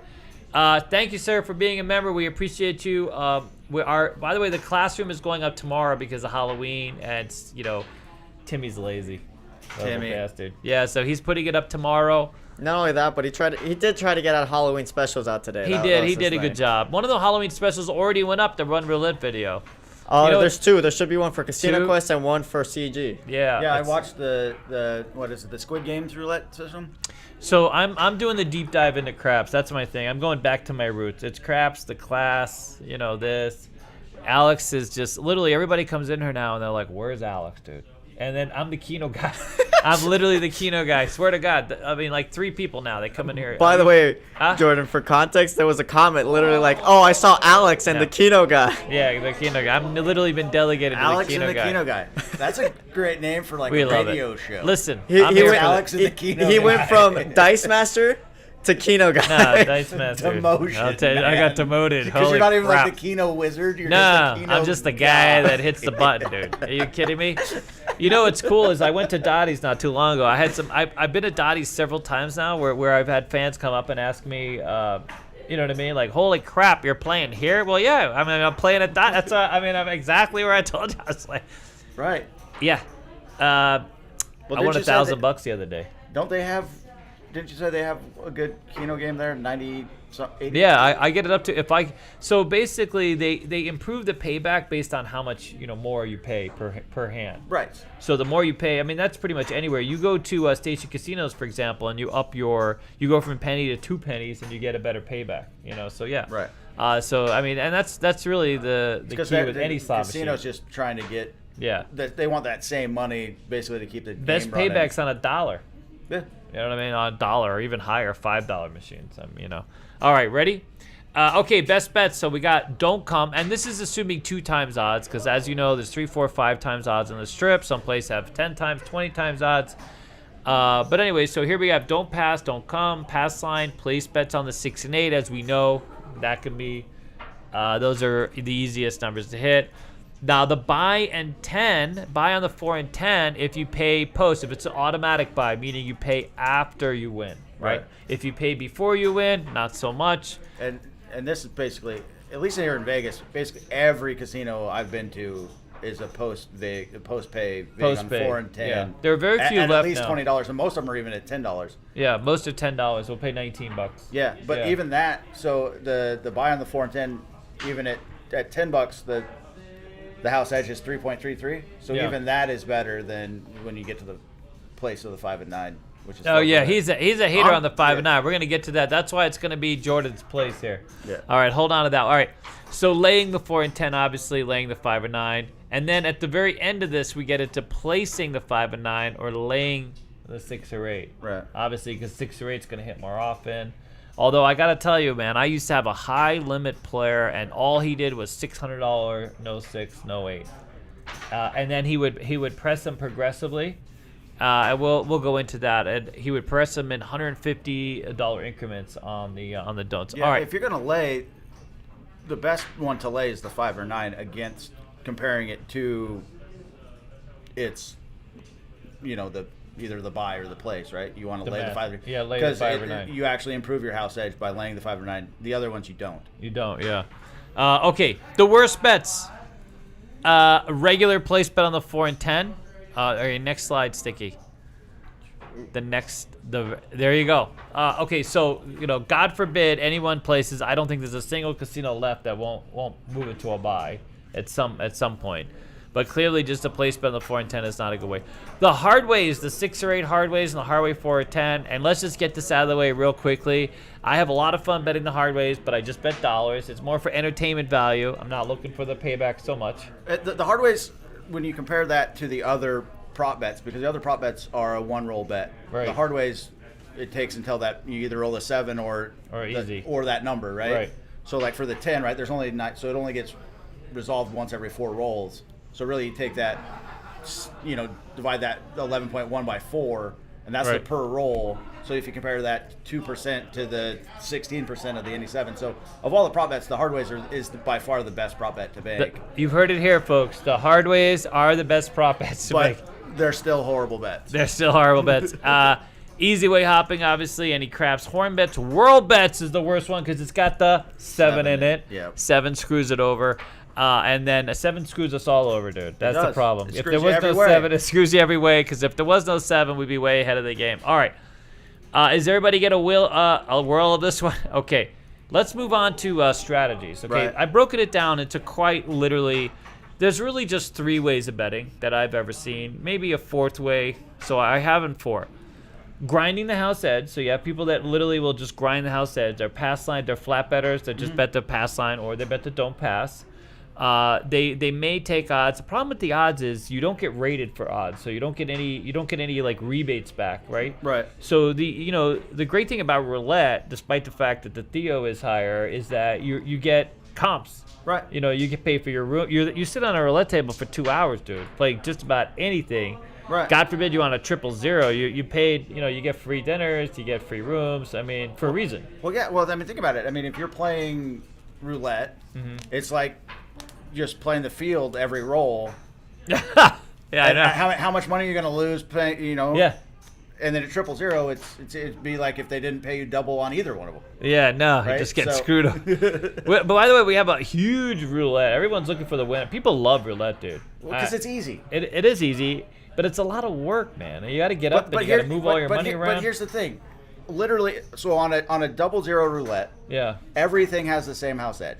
right. Every bet, whether it's black, odd, even, betting an inside number, column, a dozen, Yeah. except for just stay away from the 2 zeros and the 1, 2, 3 street, that 5-way street. Yeah. It has a 7% house edge. Everything else has, so whatever your strategy is, it doesn't matter. It all has Yeah. a 5% house edge. So go nuts. Go nuts, yeah. Enjoy yourself. But- There you go. Have fun. When I'm watching your guys' not to, Yeah, it's like you guys rate them. Yeah. It's like they're all basically going to be the same. It's just a matter of the luck that happens on yeah. How Timmy spins his balls. how the ball gets spun. For Yeah, that, how his balls get sort of put in play. that day, which is the variance. Which Yeah. It takes a big set of balls on out. All right, ready? Really quickly, Yes. GSA says thoughts on hedging the hard ways when playing the don't come. Interesting. So, yeah, I mean, here that's where it comes down to really sort of creating the strategy. So what he's saying is if you're out on the 10 right. and you bet a hard 10 to sort of hedge your DC bet, your DP bet. So that way, if a hard way comes, you have your bet covered. Also, you mean, or another way to look at it is say you had like a lay or something on the 4 and like because I know there's that Yeah. strategy too, like where somebody will take like they'll do like the iron cross and then they'll lay a let's say 4 you and have 10. Let's say you have $30. To me, it's bad, and here's Right. why. Because that hard way 10 isn't going to hit, and you're going to lose more money on a 7. Because instead of collecting a full your full payout on that 7, you got to replenish that hardway bet. That's right. That's going to hit more times than that hardway bet is going to hit, and so you're actually losing money. Overall, you know what? We actually we did a few different experiments here, very unscientific, by the way, with Cybet Sam, is, he's a big fan. He was just out here, and he bets a lot of side bets. And that's really the issue is, like, we another guy used to bet a lot of side bets is Edward, and who used to be a regular here at Casino Quest. And interestingly, like, even when they finally get to a point where they can create some opportunity, they get a roll, they start making money, those side bets, those hedging bets, like you talked about, like having to replenish those constantly. Right. So there was a point where he had come out of this roll and won like 1,500, but he was in 1,500 in side bets, sort of chasing this or hedging. So anytime you make a bet to hedge, you're taking away from your opportunity to win. And over time, this is where, the house edge, this is where those bets take away from that. So if you have a $30 six, I know that the feeling is, well, let me put a $3 hard six there. Right. And so, if a hard six rolls, I'm sort of breaking even. It's the same thing, too. Like, people, like, on the come-out roll, people like to play the C&E bet to hedge their... Right, the craps bet. Wow, we teach that here at Casino Cup, by the way. Right. But ultimately, you're hedging a bet where you're 2-to-1 favorite, getting paid even money. So there's no reason to hedge that to begin with.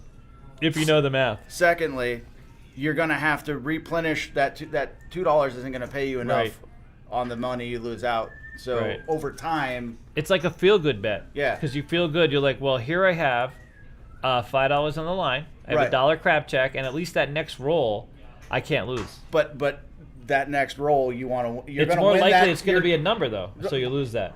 No, you automatically lose that if you roll any number. But if you roll the number, you don't lose your pass line bet. Pass line bet stays up. You only lose if you roll the 2, 3, or 12. 2, 3, or 12, right. So you're freaking out over 4 possible rolls of a dice. Yeah. See? That's good. No, that's why we're having this show. Instead of profiting over the 8 rolls of the dice that you win.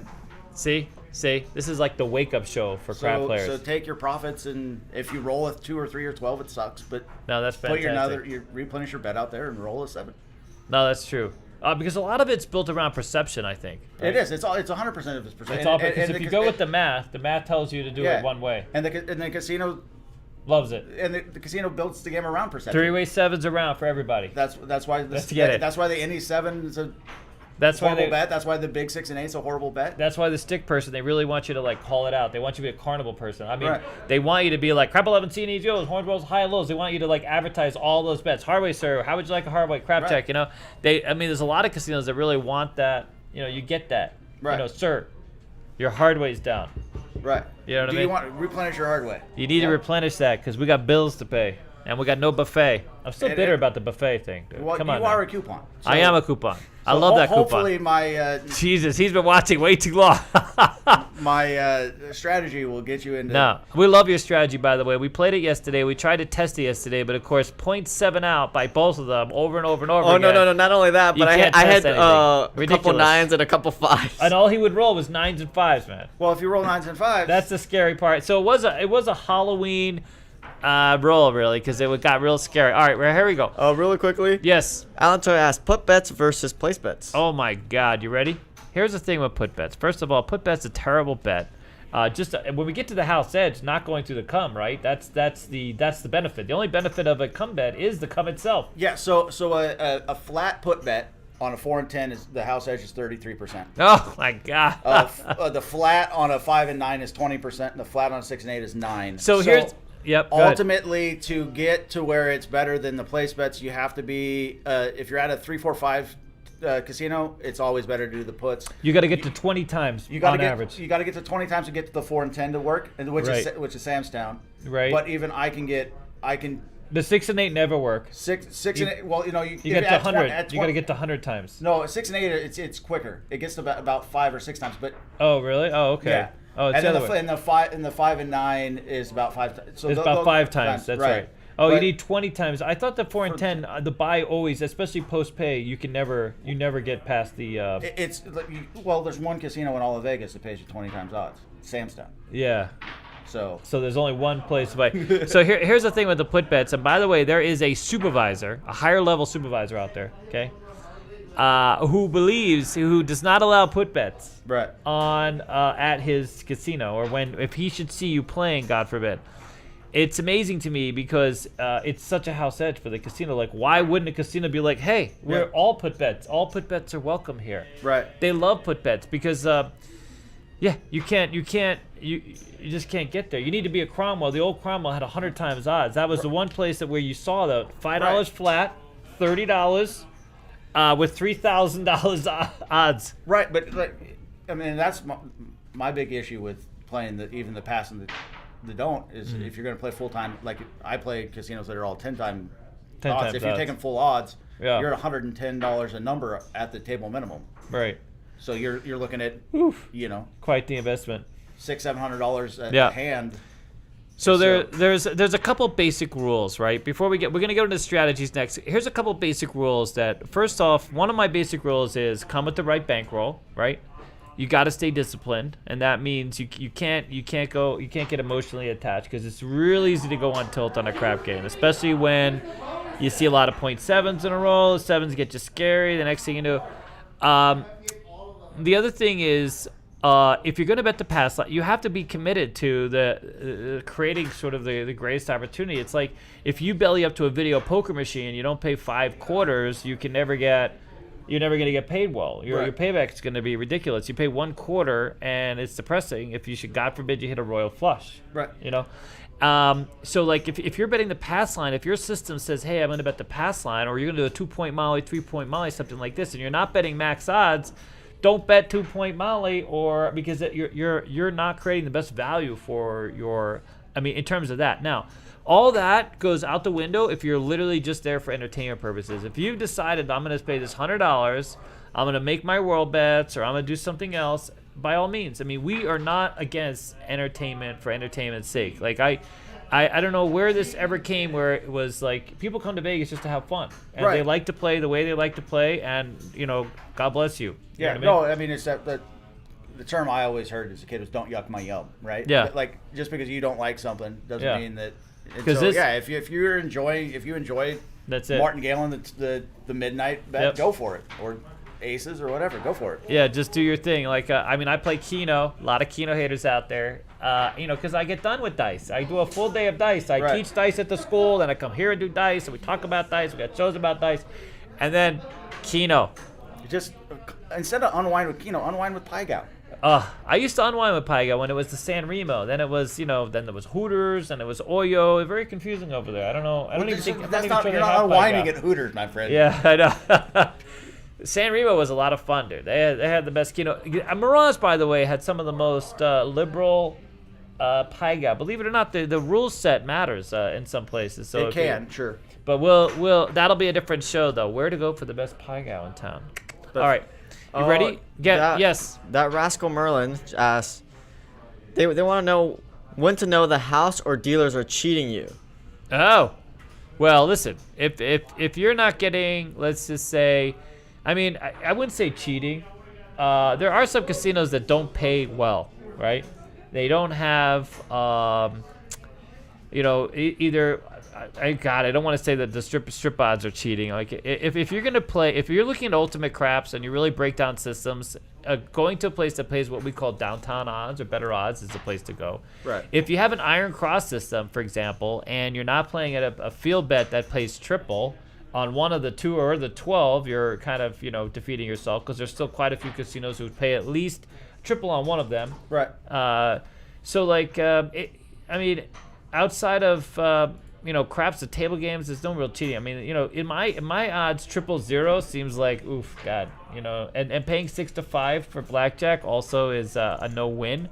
So like you're cheating yourself at that point. The casino is saying, here, we're going to give you this game, and if you sit down on that game, that's kind of on you. Right. No, to me that's the point, right? I think there's anything that the casino puts out in writing on the table, and they tell you this is what we're paying out. Mm-hmm. It's up to the player to understand. Yeah. What that means. Yeah. And to do their due diligence. Yeah. And then that even goes to your bet. So your strategies, you should understand what it's going to get paid out at. So like, if you are getting short paid, you can address it immediately. Be like, hey, no, that's supposed to be, you only paid me $265. I'm supposed to get paid $270. Or whatever it is, right? Like, Yeah. So I mean, the other big part about playing dice specifically, I mean, it's hard for us to go into. I have never known a casino knowingly to have cheated. I mean, in this day and age, back when the mob ran things and did stuff. I mean, you can by the way, just so it's interesting, an interesting caveat to this. If you ever feel like you're being cheated, you can always call it in. The gaming commission actually, if they get so many complaints, I'm not sure how that process works, but I know friends who have felt like they were cheated playing different slot machines, or they were. You know what I mean? The last place I ever heard of where the slot machines themselves became an issue was there was a guy that was influencing the keno. He was putting in this. He was a programmer, and he was programming into this chip this set of numbers that his family would play. He would tell them what numbers were, and then that's cheating, obviously. And the only other place is the Port Debbie Gibson casino, or Debbie Reynolds casino. And I used to frequent there. Me and my mother caught her show, and they pulled all her slot machines out of that casino. Otherwise, I would never have known that was even an issue, but they were literally sitting outside of her place with a police line around it. And I used to go up from the Riviera, so if my friend worked at the Riviera, we used to take that convention center drive up there, and we passed by and we're like, holy crap, and then we were able to find out that was a thing. But, I mean, I think being educated on a crap game is important. There's two really big things that you need to be aware of. A, where the hell is your money? So when you look out there on the game, you know what your position is, and ask, but where is my money on the layout? There's so many players who feel like, they give up their money, they throw $100 or whatever into a crap table, right? And then they never ask a question. They just assume everything is fine. It's not always fine. Dealers are not perfect. And so maybe they put you in the wrong position, or they're not in the position that you're used to. But ask, hey, where is my money? If you're betting place bets, your money should be in the same place every single time. And I can't tell you how often that gets confused. So if you get to 6 or 8 people on the side, it becomes real tight. It's a tight squeeze to get all those checks in place. And dealers will very often miss money. I was out there with Mel, Craps Hawaii. We were at the Strat. We had a dealer there. We love the Strat, but the dealer, they don't get that Hawaiian action very often, where you have a lot of people pressing, very aggressive types of bets that are going on. And so, we had a dealer that was being a little bit overwhelmed and was losing track of Mel's bets. And Mel's not the most, so Mel is technically, a really good player. He understands the bet, and this dealer was having difficulty following Mel's bets. And there was a couple of occasions where Mel's bets kind of got lost, and we had to ask, hey, what's going on with this bet? And that happened. So it's important to know where your money is in the layout, and also what your bets pay. So if you're going to play a system, especially, or if you go press, power press, any of these systems that create opportunity, you should know what these bets pay. I always recommend to players, especially if you're, new or older, is announce the amount. Tell the dealer, listen, I want to take my bet from 18 to 42. Here is X amount of dollars. Don't let them always figure it out for you, because a lot of them just don't figure it out, especially if you have something like this. Like, tell them, you don't need to prompt them as to what it pays. They really should be able to figure that out themselves, or work with their supervisor, because ultimately they have to pay the bet. So you don't want to get ahead of that. But when it doesn't hurt for you to kind of help them out and say, listen, I want my bet to go to this amount, because a lot, crap dealers, and I know a lot of you guys that are out there playing craps, guys and girls, you've run into this many times where a dealer just cannot service your strategy or can't service your bet for whatever reason. Right. As long as they're not being rude, give them a chance. You know what I mean? Slow it down. There's no need to be, hostile, obviously. But there's a point where some dealers will get so frustrated. This dealer was so frustrated. It was locking up money. Literally, money just disappeared. We had, the both of us at one point, we were trying to figure out where the hell it was just gone. So interestingly, a lot of dealers that go through the school, we talk about one of the mechanics of being a dealer is having what's called clean hands, being able to release the checks, let them go, and having a habit of always going out with the money that you need. Because a lot of times dealers will just take from their working stacks, they'll go out and work bets with working stacks, and the next thing you know, money gets lost. Or vice versa, they start picking up money from place bets, and it just disappears. The brain disconnects. It happens to all dealers. There's just a lot in that crap. Imagine being a crap dealer. It's not just your bets; it's everybody's at the table. You manage, and when the game gets wild, Like, for example, when you have, you know, Hawaii Craps Shooters and Craps Hawaii, and you have all these people who are really, you know, playing at sort of a higher level, it can be confusing quick. Well, yeah, I mean, you start out the Hawaii 5-0 strategy, and now Yeah. you're pressing, and it's like Yeah. you get up to, you know, I mean, you can throw out a number and be like, okay, what does, you know, Yeah. what- Even your bet before a dealer gets, and we're gonna get Yeah. to Jordan's bet. well, It takes a minute for a dealer to get to know what your bets are, to and then it's understand- easy. And then even so, like one, and then when you collect after 2 or 3 hits to make sure that you've, you know, that they've set up your bets correctly and that you've gotten the money out. Right. You have to understand what you need to receive Right. back. Yeah, you should look at what your change is and Yeah. know what you're gonna have, because that'll be wrong. I'm yeah, sure. because if you regress, Right. and they give you $200, you didn't win $200 on that last hit, but you know you're regressing Yeah. all your. But so you don't know if that's right, you know. Yeah, no. So 100%. All right, so but that's on you to know. That's 'cause, it. You know, the dealer's just human. They're gonna Yeah. make mistakes. I mean, all of us would if we sat at had to deal craps for 8 hours a day. no, 100%. doing math That's in your why. head No, as the fast math as they is do, tough. it's That's why nuts. I gotta do colors and units. Colors and units. Anyways, my latest class that is going out tomorrow is all about colors and units. I start getting into the nitty gritty of colors and units. For those of you out there who are actual crap dealers and you're looking at scale, we are going to have a Dice Master course here in the next couple of weeks. We've got a few people that are interested, so this will be like the 3rd one of those. But scale is big, you know, getting to scale, and it's very important to stick with colors and units. All right, let's move on to the strategies session. Really quickly, Color Up Yep. ask, Color up. is it rare for crapless crap tables to accept direct lays? I don't do crapless craps. I've never played craps. In my Never? life. Never. I know. Good question, buddy. We'll answer that on the next follow-up.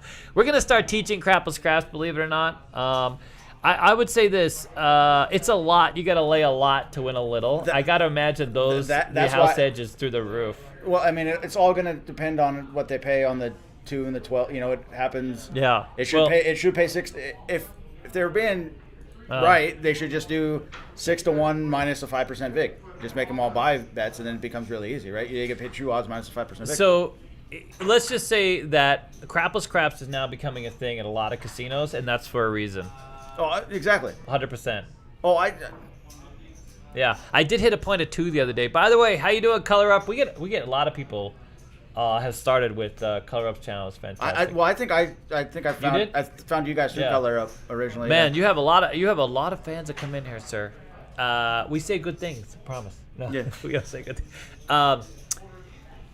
Fantastic. That's a great question. You know what? One of these days, maybe even soon, we're just gonna do a crapless craps episode. Right. I gotta sort of dig deep and start But dealing a little I, bit. I can see obviously if it's at if they continue the same buy bet, And they do, 4 to by the 10 way. is 9 to 5. So Yeah. if you keep getting the buy bets keep getting progressively worse as you go down the Right. line, right? The 4 Yeah. and 10 is worse than the 5 and 9. I mean, you I could imagine Yeah. you get out to the 2, it's going to be horrible. And so if that's they're Yeah. hoping that you stay at the $10, $5 level, because if you don't, you're going to be betting a couple $100 across just to win.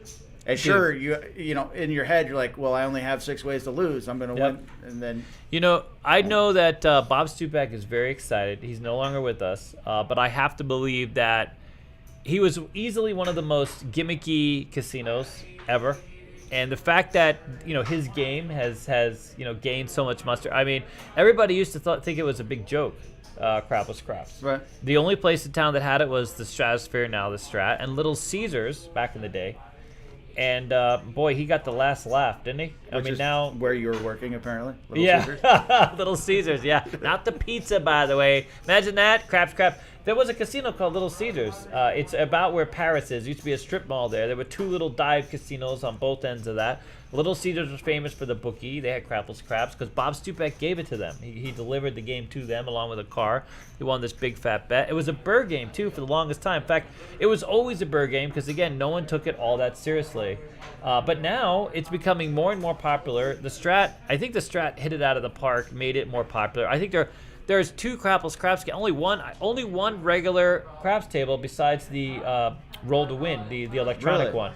Yeah, there's 2. I believe they have 2 crapless craps because they're having a tournament in December, and we're loaning them at one of our tables. Tables are so hard to come by. It's unbelievable. Maybe I should loan them my table. I know. So they're well, we're kind of it's a gimme, dude. They're not making any money. We're not making any money on that. Yeah. We're hoping they clean up the flipping table. It's one of the tables we have at the school, and that's the thing. Hopefully they can get a new layout out of it. But yeah, we got to start teaching it because more and more casinos are incorporating, crapless craps. Thanks to Vegas World. When's the next live bet at the Strat coming up? Yeah, so we could probably announce we're also going to be filming at another casino. Right now, we don't have anything on the table for this strap, but we're going to be playing some slots. We're working on the slot venue. So I'm a big 20-card keno player, which is one of the games Strat really doesn't have, although they have it a higher limit. So we're going to be playing a little bit the Santa Fe up and coming. Santa Fe Casino. We have quite a few friends out there. It used to be a real popular destination of mine. And we're looking at playing some tables there too, so we're going to start diversifying a little bit. Because I was just going to say, the next time we could play some crapless craps. Crapless craps and work some out math the odds, on it do and some math, work out the math. Sit there with like a notebook. I can do it pretty fast. No, I'm sure you could, sir. That's why we have you here, because David's not the math guy. Whoa! Couple things. Back to Nipley. Dennis. Couple things. Yeah. Skill and Luck says, does David recommend laying the 12 on the crapless crap table? Yeah, no, I would never lay. Yeah, no, I don't see that as being. See, my problem with crapless craps is, first of all, is way too many numbers. Most of us don't have a bankroll to support that kind of action. Because if I'm gonna do triple Lux, I'm gonna go 96 across, and obviously for crapless craps, 96 doesn't cut it. If I'm at the $15 unit, even at a nickel unit, my investment is much higher. I have heard this. Interestingly enough, me and Alex both know of a guy. Who was he called himself the extreme place better, and he would bet the 2, 3, 11, and 12 as place bets and nothing else. He would power press and regress just those, and he was cleaning house for a while. Well, it all depends on like I said, if the payouts are true, like buy bets, Yep. paying Same their true thing. odds minus the 5%, those are probably low house edge bets. But if they're more like the place bets, then they're going to be horrible. So what do you all think? depends. And then lay bets, I'm sure it's all going to depend on what the pay. I've never seen a crapless craps table, so I don't know. Is there really demand? Because I will do crapless craps 2 Sundays. Next Sunday, just so what's this Sunday? Next Sunday we're gonna be sort of streaming live. Might be some technical issues, but in case you haven't heard, which you heard now. I have been hired by a trade show to deal dice on a 14-foot table. And, they're bringing me out to Florida. I'm going to be in Orlando, Florida, dealing dice. And so we're gonna stream it and vlog it. And, pay. This is the thing. Like, if you ever thought that dice wasn't a sexy-ass career, it really is, dude. A lot of opportunity. I've dealt on a cruise ship. That would be fun. I've dealt on, I wouldn't know, that's not true. Not a cruise ship. I don't know why I said cruise ship. A yacht, a really large yacht. Same thing, I guess, right? Well, no, Close. but private, right? Private, yep. Yeah, It was so a private that boat. would be fun. Doing it like on a charity boat. Yeah. Everybody started with 50,000, dude. Oof. But it was nice. So I've dealt some private games. I had to. We won't go into some of the private, but it's interesting. Craps offers lots of opportunity, dude. Everybody that walks into school, if you are planning on being a dealer, learn dice. At some point, maybe not at first. You can learn the other games a little easier, but dice is big. Dice keeps you employed. Dice gets you to the next level. It really does. Oh, it's the best game. That is the best game. All right, let's do this. You ready? Let's go to the slide. Well, Any more questions? Two more questions. Oh my God. By Color. Wow. Back to one nipples. is a statement. Huh? Color says, I think Bob's pattern ran out and why everyone's adding crapless now. Looking forward to future collabs with CEG. Yep. Can't And wait. he also asked, Strat allows lay bets and confirmed there. So have you anyone other casinos that don't allow it? Lay bets? You can't For not allow. crapless craps. Oh, on crapless craps? No. If it's the game, it's the game. I mean, I know that they take lays on behind all the numbers. I know that's a fact. I mean, when we've played crapless craps a few times. It's just not something that I've dealt personally. I haven't been a crapless craps dealer. They just now have really starting to, but we'll dig into it. And yeah, we still got to teach. So Color Up, we're gonna continue the series. We're teaching him how to deal. We're gonna make him a fantastic dealer. Perfect. Yeah. Okay, what else we got? Anything else? You can move on to the next I can slide. move on. Every time you go back to you, I'm just like, my eyes are just drawn to the nipple ring. I mean, the idea of a nipple ring. I'm thinking like, my God, man. Anyways, So what is harder, the corner of a dice oh or God, sticky? or Sticky's nipple? Oh my God, look at those abs, dude. It's ridiculous. By the way, we've been getting him in shape. We have a workout that's coming your way, a proprioceptive workout. That's my other passion is quite literally stability, proprioception. Anyways, we're gonna be sharing that soon. But I don't think we've really discussed all the strategies, right? We No. got to one, and then No, we just haven't kinda even gotten to that. Everyone's, diverged. yeah, we've diverged. It's been like, which is There's- sort of David's time. Sunday with David. Yeah, Sunday with David. Yeah. All right, here's a basic strategy. Can we get to the strategy page? Can we pull this up? Just keep talking. I'll pull it up. You ready? Okay, so here it is. There's 4 ways to go. Okay. There's you grind the house edge. You do blended or hedge systems. I put those both in the same category because both of those take away for your opportunity to win.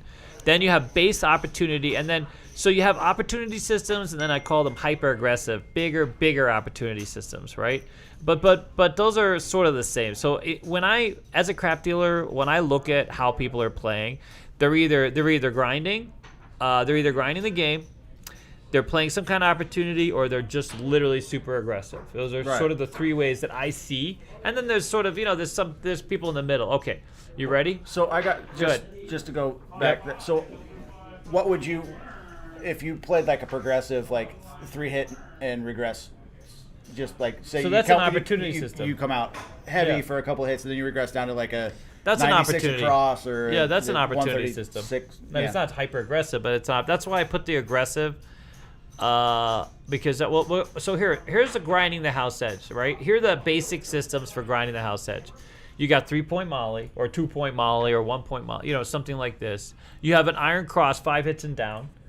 Because there's, as you guys know, those of you who follow dice, there's a few channels. There's one channel very specifically, and there's even a book out there. Basically, it's the 5-roll and exit strategy. Right. Place bets inside, something like this, or an iron cross system, 5 rolls and out. That way, you stay away from the dreaded 7 out, the statistical, the 7 out.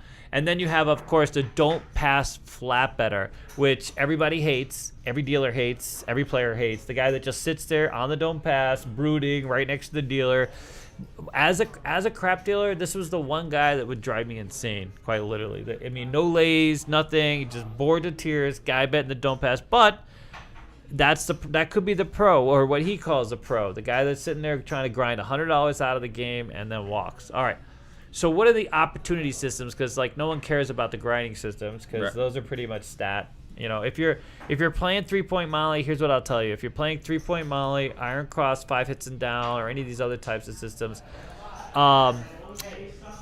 there's no opportunity. You can't ever win. The game will eventually just grind you out. I mean, the iron cross for sure. 3-point. So on the molly systems, or pass line systems, I know I played an unlimited. I didn't stop at 3 points. I went all over the to points. GVR. Yeah. But I would find a table that's you've got to bet 10 times. You've got to get to the table with high odds and just get lucky. Because I walked That's with it. $5,000 out of the GVR. I Playing. The have pass been line doing with full this odds, but since 1991. And I'm always asked, who cashes out? Who takes...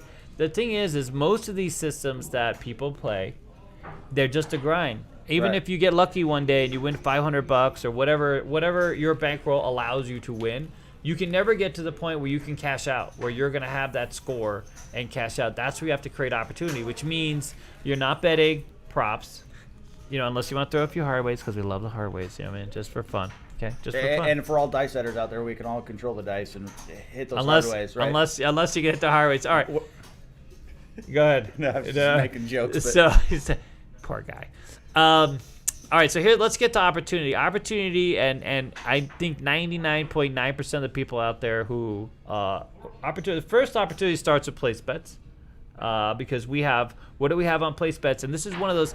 I was going to include this, the return on investment. Right. This is how you create opportunity. The return on investment. For every come bet that you need 2 numbers, you only need 1 number. So while again, it's all about, if you're going to get lucky, this is the kinds of systems that when you do get lucky, you have an opportunity to win. Right. You know what I mean? All right, so we got place bets across, obviously. We have place bets where we press collect. Those of you out there that are same betting on place bets, it's a bit of a grind, right? It's a bit of a grind system. You can't get out of the system. Yeah, I would say that anytime you're same betting, it's a grind because you've got That's to it. hit 6 number. You've got to win 5 times to get out. That's it. And 1.7 will set you back to the point where the grind is just, okay. The tower press. So I include this only for, if you look at it from, so tower press system is pushing all your wins into the 6 and 8, and then collect and go, or power press and go. I call it a tower press system. It's, by the way, as a dealer, it's one of the systems that I find pretty exciting to deal to, because I've dealt to a few people that have played this type of progression. So think of it, you're building a tower, so you go across, but the numbers, every time a number hits on the outside, you press the inside, the 6 and 8. And then you go and collect on those. You power press, collect on those. You follow? Yeah. So let's say you don't have the 5 and 9, but it's still an opportunity system. It's a fairly aggressive opportunity system. Yeah. Because 6 and 8 is... And in a general sense, the 6 and 8 has a lower house edge than the 4 and 10, so it would be fine. Yeah. See? Math approved. Not do it off. I wouldn't press the 5 and 9. We're going to get to Jordan's place at the end. That's here, buddy. All right, ready? Yep. The Iron Cross reinvest. So there's a few systems. So let's say $40, let's say $40. Let's break this down real basic. This is what I've allowed for here, right? You have $34, 5, 6, and 8, $6 in the field. So every time the field hits, you can reinvest it into the 6 and 8 or 5 in the inside numbers and keep building throughout those 5 rolls instead of same betting the 5 rolls and just grinding out +2, +5, whatever it is you're grinding out on Iron Cross. So this allows you to build, create some opportunity. So it's like a pseudo Iron Cross. Yeah, it's more of an all or nothing. Because if you get whacked... If you get 0.7, well, it's like anything else, dude. No, if you but get if you're... Not even 0.7, but like on that fourth roll, yes. you roll the 7. You make 0 money on your system versus... That's true. All right, ready? Yeah, but at least it creates some opportunity. It does. There's a way to make the Iron Cross more productive. Sure. Okay, ready? Double tap, which is one of the systems that I've worked on. It's not my system, by the way. It's a system I've seen work out very well. Inside numbers, because 22 inside, those are the most, although we're going to get to why not to bet the 5 and 9 in a second. We're going to get to Jordan's place.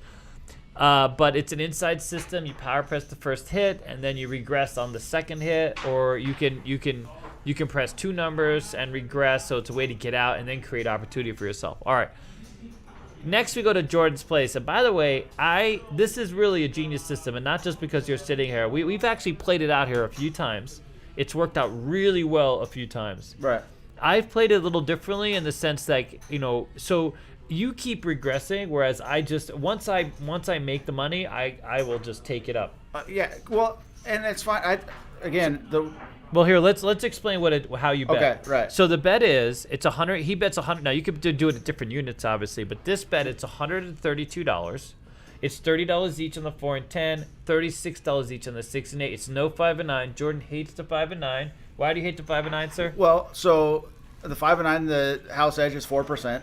Right. The house edge in general on the 6 and the 4 and 10 is 167. I see a lot of 44 inside. I see a lot of we're going to bet inside numbers, and those strategies just drive me nuts because the 5 and 9 are there. It's like you can literally move the 5 to the 4. The difference between a $20 the house edge on a $20 5 and 9 and $20 4 and 10 is more than the difference between if you're playing blackjack and you go from a 3 to 2 blackjack to an even money blackjack, not even to a 6 to 5, but to a complete even money. Yeah. So it's substantial. And the way that I came up with, you talked about different increments. The reason I came up with 30 on the 4 and 10 is you play that at casinos that allow that at $1. They don't charge you $2. So your house edge at 132, if they charge you $1 on 30 on the 4 and 10, is 1.11 on that bet. So it's by far the best, single flat bet you can make on the craps table. Wow. And then the only other increments I would play it at is at 25, because at 25, again, they just charge you $1 at 25, and that's a 133 house edge. Yeah, everywhere it charges you just $1, as far as I know. So, and then the strategy is, so when you hit, you then double. If you hit a 4, say the first roll is either a 4 or a 10, you then double the 4 and 10. I've actually changed this a little bit. So on the $30 variant, I'll actually go up to $70. Really? Yeah, because it'll drop the house edge again, because you still. You still get charged at $60 to $70. They're still the same vig. Wow. So you can They're gonna charge you $3. yeah, we'll charge you $3 on $70. Wow, very good. We have explained in the very next video we have coming out. What on Casino Quest, Sticky? Which one? On Casino Quest. What are we talking about? On the his system. We explained his system. I believe it's on Casino Quest. It will be. But Halloween we didn't today? get any hands. We didn't get any hands, but I did break down the system Right, so you and can then see it. the other way to 6 play and it 8 is at $25, and then you double to 50 because 25 and 50 have the same house edge. Okay, so and then if the 6 or 8 hits, he throws in $24 if either one of those numbers hits, and it goes to $102. Right. Which pays $119. Right. So then what happens if the number hits again? He regresses to the original bet. Right. And you just keep doing that over and over again. Over and over. Yeah, because over time, if you doing your system, Yeah. if you keep power pressing, you're going to lose money over time because you're going to leave money out on the table. Until that one time when you get, Exactly. you know what I mean? So again, each person has their own individual, and you can play it that way Yeah. for sure. I just think that if I play it as if I'm gonna, because I like to play craps, so I play quite a bit. Yeah. So for every one time that you hit big, Yeah. you lose 3 or 4 times. You leave out Yeah. a couple $100 out on the table that could have been in your pocket. Is your rent paid this month, sir? I just want to know how often you play craps. Yeah, Rent's paid. well, there's a reason I have my own craps table in my house now. Yeah, no. That works out nice. I got a few craps tables, thank God, too. All right, so what Really else you quick got question. there? Yes. Skill and Luck asks, does Dave know of the hedgeless horseman strategy? No. I saw that. I saw that on YouTube Really? earlier today. Yeah. Headless Horseman? Really? Yeah, I didn't watch the whole video. I just saw. I saw the title of it. Okay. I'll check it out though. Yeah, we'll definitely check that one out. Yeah, I try to keep up. I haven't been making the tours recently. My been my really favorite busy. my favorite strategies are Craps Hawaii. Yeah. Mel is I love, and not because I believe he has like the best strategies. But I love the way that those bets work. Well, As a he dealer. they just have really aggressive strategies. Yeah, love it. That are fun to play. Yeah. When you're winning, they're fun to play and win. And they're fun to deal. yeah. you- And they're fun, and they make when you're at the table with them. I'm sure it's a lot of fun. 'cause- No, and the rolling if they're rolling. Yeah. What's really a lot of fun now that I've been able to play with Mel a couple times is the dealers.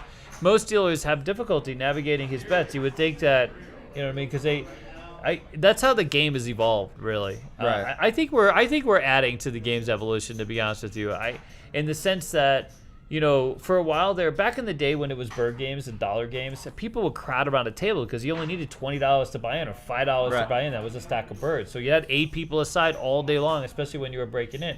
Nowadays, $5 games, $10 games, $15 games, you can go up to a table that's like 2 people, 3 people. You don't get Right. a lot of these full tables. Plus, you don't have the diversity of bets because no one can afford diversity of bets. Like, who's betting 96 across that often, right? What you're seeing is your pass line double odds, and this is why the win has been so high. But when I was a dealer, you had diversity of bets because a $100 buy-in, you could have there's a lot of different action that could Right. allow for, right? Whereas now it's like you can't even do 110 inside, sir. You're just screwed. Okay, here's $25 a line, $25 a field, double odds. That's it. You're done. Out. $100. $25 minute. I mean, I don't know. 110 sounds pretty good. You just put 25 on the 4 and 10, and then 30 on the 6 and 8. well, what if you only have $100, dude? Well, if you only have $100, then You're just screwed. I would probably just bet the 6 and 8 is what I would do. 100%. Short money, just go to 6 and 8. I tell everybody, if all you can do is bet, Like even 6 if and if 8. I can just afford 44, if my odds are 44 inside, Yep. I would go 48. I'd do 24 each on the 6 and 8 instead of 44 inside. For $50, yeah. No, 100%. And by the way, if I have a $50, if I can go in quarters, you do it $25 each on the 6 and 8. If they hit, you go right to 54. You get to the right bet, the very the very first hit. So I've seen that quite a bit. Quite a few people do that. All right. Quick side note, yes. you should remind everyone of the giveaway and the like goal.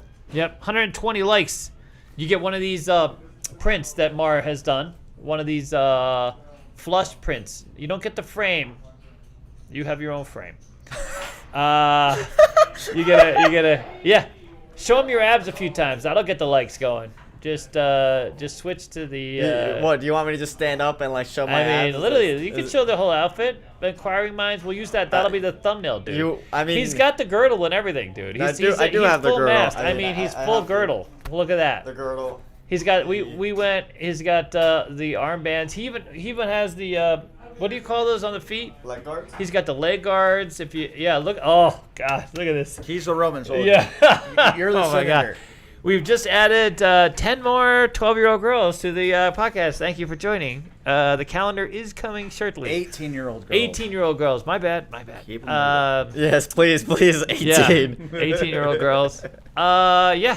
Back to our normally scheduled show. Yeah, you get one of the. Everyone's gonna want. We've already sold. We just put these in this morning. We already sold one with the frame. They really do look fantastic. It's got all this glare. But Mar did these. She's wonderful. We love Mar. Is that the only size they come in? Well, we can make them bigger. We're thinking about making them bigger, but right now we have 8x8s. These are 8x8, by the way. Nice. So we get a lot of tourists, and they want stuff for their luggage. Yeah. You know what I mean? That's always been like the biggest caveat to everything. If it doesn't fit in the luggage, like some of the slot glass we sell, it doesn't squeeze into the luggage so well. Sure. So yeah. Anyways, we've been offered a lot. We have these really big 20-inch by. By the way, that sign. We have these signs for sale. But Well, it's not up there yet, but but no we'll put shipping. them up. We're not. Yeah. Well, we have them available in the boxes. We could We ship don't them. have it up there. We can do. Yeah, we can ship them actually. Yeah. I'll have it up tomorrow. Like that We'll have it size? up. Huh? Like the picture of the Strat that's over there? Which one? This against the wall over there. You see the picture of the Strat? Yeah. Something like that big. Yeah, like the slot glass that big. Yeah, no, those don't fit in the suitcase. But this we can ship. These everyone asks us about that. We finally got these in, dude, by a fantastic vendor, dude. All right, ready? Let's go on to the all-out strategies. Ready? All out. Here's the all-out strategies. The strategies, the caching strategies, and there's more of those on Mel's channel, Craps Hawaii. But I should just literally put Craps Hawaii for more strategies. And See Craps Hawaii. and the Hawaii crap shooters. And Hawaii crap shooters. Yeah. All right, ready? So the two most successful systems I've ever seen where people have cashed out ridiculous sums of money is a triple luck system, which I got from a Hawaiian many years ago. Super. By the way, he wouldn't take a bet until table limit, $1,000 table limit though. Not 5,000, but he wouldn't take a bet till $1,000. He was in $500 and power pressed it to 1,000. Whatever number he was able to take a bet on, he would either walk or, you know what I mean? He got paid. The other one that I've seen a guy do really well at is the power lay on the 6 and 8. So his system it's a really basic. He would lay the 6 and 8 for $600 a pop, and then every payoff he would go up and by 150. So if he got paid on one or two, whatever the case, he goes up 150 on both, or just 150 on one. And if he lost one, he would reset them both. You know what I mean? He would go back to the lay. Sometimes he was quite the handful, believe it or not, but he was a high limit player, and that's all he did. And there were days where a table went cold, and he'd be up $30,000-$40,000 easy. 7, 7, 7. A guy rolls 5 sevens in a row. The guy's got out. He's got money. He's doing nice. Right. So those are the two most successful systems I've ever seen. The very first one that was done with I call it my triple X because I want to get paid and get out a little bit. But I literally had a guy at the Gold Coast that went right to table limit and walked with just a ridiculous amount of money on an hour and 40-minute hand. Right. And it was just unbelievable. It was, at that point in my career I had never seen anything like it. But those are the kinds of systems where, you know who plays like this? Who I've seen recently is Chef. What's his Chef name? Dice. Chef Dice. Yes, on Hawaii Craft Shooters. He puts a lot of money in play. Right. And he really goes for it. I mean, he will just take it and go for it. So it's impressive to see that. Dennis was showing me what he plans on doing for his birthday. Oh, really? The other day. Yeah. And I told him, if he's got $10,000, he ought to just play 960 across. He's got 10 shooters. 10 shooters. And if you're going for content. Yeah. Yeah, for the content and the comps, dude. That'll buy your room. Holy crap. That should get you a buffet. Look, huh? I would, but Timmy wants me to play all the games for the content. Yeah, for the content. Can we go, hey, why don't we just plan this for Halloween next year and just go in our costumes, buddy, huh? You just want me to go like this. I mean, Jesus, man. Oh, my God. By the way, this is going to be my Halloween costume for the next 10 years. Well, yeah, okay? you paid $100 for it. I mean, you kidding me? I paid $100 for this costume. Don't expect any other costumes for the rest of my life. This one's going to be used right to the end, just so we're clear. Okay. I think that's basically. Let's just turn it over to our audience and ask any questions you guys might have about just about anything. Well, and we'd be happy. Oh, go ahead. Really yes, sir. quickly. Yep. Principal Skinner says the best strategy is hit the ATS every time. Oh yeah. We can't all be like Principal Skinner though. Okay, not all of us have that kind of skill set. Holy crap. I can't believe I was there for that. I always miss those rolls, dude. And what sucks is that Alex ended up really bad. So he was rolling winners, not place bets. Winner, winner, winner, on the line, winner. That's I watch a lot. And speaking of color up, Yeah. he's done a couple live shooting videos. Yeah. One guy where rolls like 40 something times, another one where he rolls like 30 something times. Right. And I like watching those videos and like playing a strategy. And it's weird that the guy that rolls 40 times, most strategies you get paid out more on the guy that rolls less than the guy that rolls more because he rolled so many winners and crap numbers and stuff like that. So it's I missed out on the principal. I mean, I still won. What was I was down to my last. I was literally there. I showed Mel. I had like $3 left. I had everything in play. I had $3 in my hand. Right. I was in my last, whatever it was, and he just shot this hand from nowhere, dude. It was fantastic because the first go around on that table really sucked ass. 0.7. It was basically 0.7 for like the first 7 shooters. So like, you know what I mean? right. Got back to principal, and that other guy, the bigger that bigger Hawaiian crap shooter dude, he also shot a good hand. He followed up Principal Skinner's with a nice hand as well. So but between both of those, we got out. We literally ended up winning money, which was quite literally You want me to take the pretty no fantastic. tax on the green teas, right? All right, ready? Because it has it set to add it on there. All right. No tax on the green teas. That was the question. Shh. A couple things. Yes. So Toothpick Ted says, Ooh. how long is Sticky's sword, quote unquote, with this costume? Yeah, I think it's a plastic fake sword. To be honest with you, I think it's. I don't think it has a lot of girth to it. I think it's. Anyway. Toothpick Ted. Hey. Also, has he Timmy's seen in chat. my keys? I use his. Look at this, Toothpick. Do you have no idea? I actually use your lanyard on my Casino Quest keys.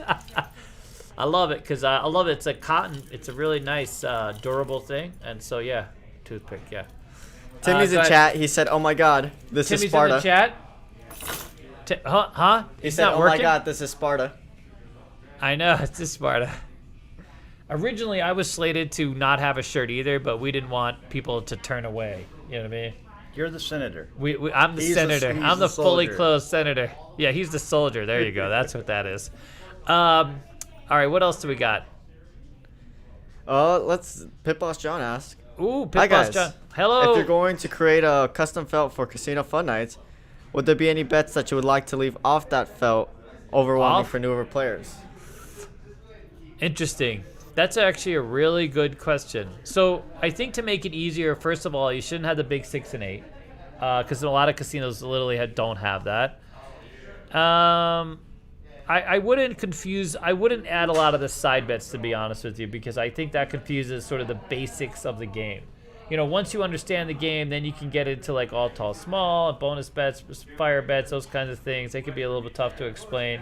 Yeah, I'd leave off the fire bet. I would probably leave it in the all tall small though, just Really? because. Well, if you're doing like a party or something, That gives someone something to yeah, shoot for. Yeah, and let them gamble. Yeah. And, Isn't there another one where you get like 30 in a roll? What's that one? There's another- I know that in Colorado there's Ride the Line. Yeah, Where they like have. it's kind of like a mixture of the fire bet where Yeah. you get paid off over so many different points that are rolled. I think Principal was telling us about a side bet the other day. No, Skinner. But there's quite a few, dude. I mean, some of them suck. Some of them. But I would just stick with the Maybe normal prop ATS? bets and just ATS. And Yeah. That's it. Yeah, 100%. Quick side note, thank you, Rascal Merlin. He sent me this big ass email. Oh, with, really? Basically, an itinerary for my birthday. Oh my God! Does it include what I think it's gonna include? Oh my God! It includes a lot, actually. It's a Yeah, really long seriously, it's a email. long I mean, email. if you pull up the felt the slide 21. Yeah. Here, let's see what's on What this. there, This the bill I has. would definitely get rid of the Yeah. fire bets. I'd get rid of the any 7 bet that's at the top. I don't know if side I'd add maybe the just- hopping bet. Like I would add the center, the main prop bets, but I wouldn't add like the individual prop bets. I would leave those off. I think that kind of convolutes it or confuses it. But the rest of this is fine. Yeah. I No guess there's fire bets. Yeah. Yeah. And then Yeah, I agree. If you're doing it to teach people. I don't know anybody that's just learning the game that's going to throw out hot bets. Like, I want the 4 and 3 hopping, please. Yeah, the 4-3. Yeah, just that kind doesn't of happen enough to- drill it down. To By the way, we are. I'm just going to throw this out there that we are available for events, parties, groups, and private events type of thing. So we have that up on the website now on CasinoQuest.biz. We have a whole page dedicated. If you're interested in any of that information, you could submit it, get some feedback from us. We'll let you know whether it's something we can do. Oh, wow, you were able to pull it up just like that. So there it is, private groups and concierge. I'm sure Dennis could be in uniform or in his Spartan outfit. That could be an optional, you know what I mean? That's an expensive option, by We the can way. do a Roman, what do they call that? What did the Romans used to do in their little robes and stuff? They used to have those kinds of parties where they only wore togas. Toga parties is the correct answer. not what was in my head. No, really? Oh, Nope. God. Sir. Yeah. So there it is. Yeah, so it has a form submission at the very bottom. And, yeah. And we go over a few different things like this. A lot of opportunities. All right, what else is there? Anything else craps related? Because we're getting to the end of this. Fantastic. This was really a good show, dude. I love this. I had fun. See, those people who are all about the dice, dude, this is what dice is all about. 100%. There is a couple questions. Color Up asked, Yes. what is your guess on the percentage of dark side players? I would say in general maybe 10%. I mean 10%. I mean, over my time dealing dice, you would go whole days without seeing a single person bet the don'ts. And then you might see, the thing about the don'ts is they're contagious, right? If you have somebody who bellies up, starts playing the don'ts, a lot of people that play dice don't know anything about the don't pass. They don't know how to bet it. They don't know what it pays. They don't know how lays work. They don't know how you can go behind the number, these kinds of things. See ya, bye, thank you. But if they see someone betting the don'ts, and it's someone that's friendly, who's not sitting there brooding and upset or calling out or trying to be sarcastic, they'll ask, and the next thing you know, you got 5 people playing the don'ts. I've literally seen a whole family one time, literally 5 people come up, learn the game from the pass line perspective. Guy walks up, starts playing the don'ts, and next thing you know, they're all playing the don'ts, which, if you didn't already know, the DC bar, when it goes behind a number, is kind of small. It's not a lot of room, especially there's not room for 6 people.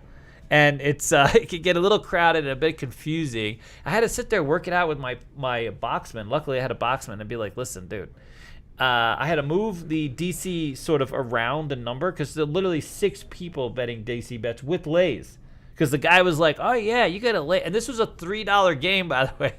So, you know what I mean? It didn't take a whole lot, Everybody was, next thing you know, they're $5 players betting $3 lays and, or $6 lays or whatever it was. Right. And, yeah, it was a lot of checks in play, and there was no room. Yeah, I could see that becoming a problem. Oh, it's a huge problem. It's so easy to tempt somebody to be like, oh, betting the don't, you're betting for the 7. The 7's most likely number to happen, so hop on this bet. But I got to say, like, in general, I would say 10%. I mean, it's just not – when you go to a casino and you learn dice, the casinos don't really educate you about the don't. Everything they talk about is 2-point Molly. A standard casino lesson is quite literally 2-point Molly. 3 casinos that I worked at where I was literally part of that, education table, it was always – that's all. They had like a 15-minute spiel, pass line, the true odds, the field bet, and then come bets, 2-point Molly. You know, that was sort of the whole lesson. And then please buy in and, play the field. Enjoy yourself. Right. Coupons are coming. Bet that any 7. It's a great bet. Any 7, 3-way 7. Oof. And it looks so good. Because you never talk about the math, by the way. That was there was one casino specifically that I worked for. You were not allowed to talk about the math. That was the same casino who would let you go up as far as you wanted to and not move your 4 and 10 place bets to a buy. Huh, I wonder why. Yeah, they were very specific. I mean, the language they had when you were training people, you never talked about house edge or vig or any of those types of things that were, non-gratis. All right, what else you got? You got more? Jason asked, what's the Yes. best dispensary in Vegas? I have no idea. Do you? No. Best dispensary in Vegas? Wouldn't know. There's Planet 13 pretty close by. And then what else? That's the biggest, right? That's considered the biggest. I think the other one's called Reef. Reef? Yeah. The other one's called Reef. Yeah, there's one across the street that people line up for, man. We see them, the lines, long-ass lines. I think because are there any dispensaries on the Strip? No, there's not a single one on the Strip. In fact, Are they not allowed to be? I don't think. I just think licenses weren't given. There is Casinos did not. booths. Huh? Like their booths when you walk down. There are booths that sell marijuana. Really? CBD? Yes. Marijuana? I No way. probably On the CBD. Strip? Okay, well, because I know that there were a few casinos that originally were thinking about doing like this lounge where you could smoke the lounge at the casino, but the federal government said, wait a minute. Yeah, so that wasn't a thing. All right, what else you got? I don't know. I think if you really want just a spectacle Planet 13, they're basically there's dispensaries everywhere now. Yeah, there's. Yeah. Dan Himmer asks, why don't people play the dark side? Doesn't the math say you should roll the 7? Dark side's better, but it's a social game, and being Yeah. antisocial. I mean, you're gonna. It sucks being the don't player and everyone's having fun except for you. Yeah.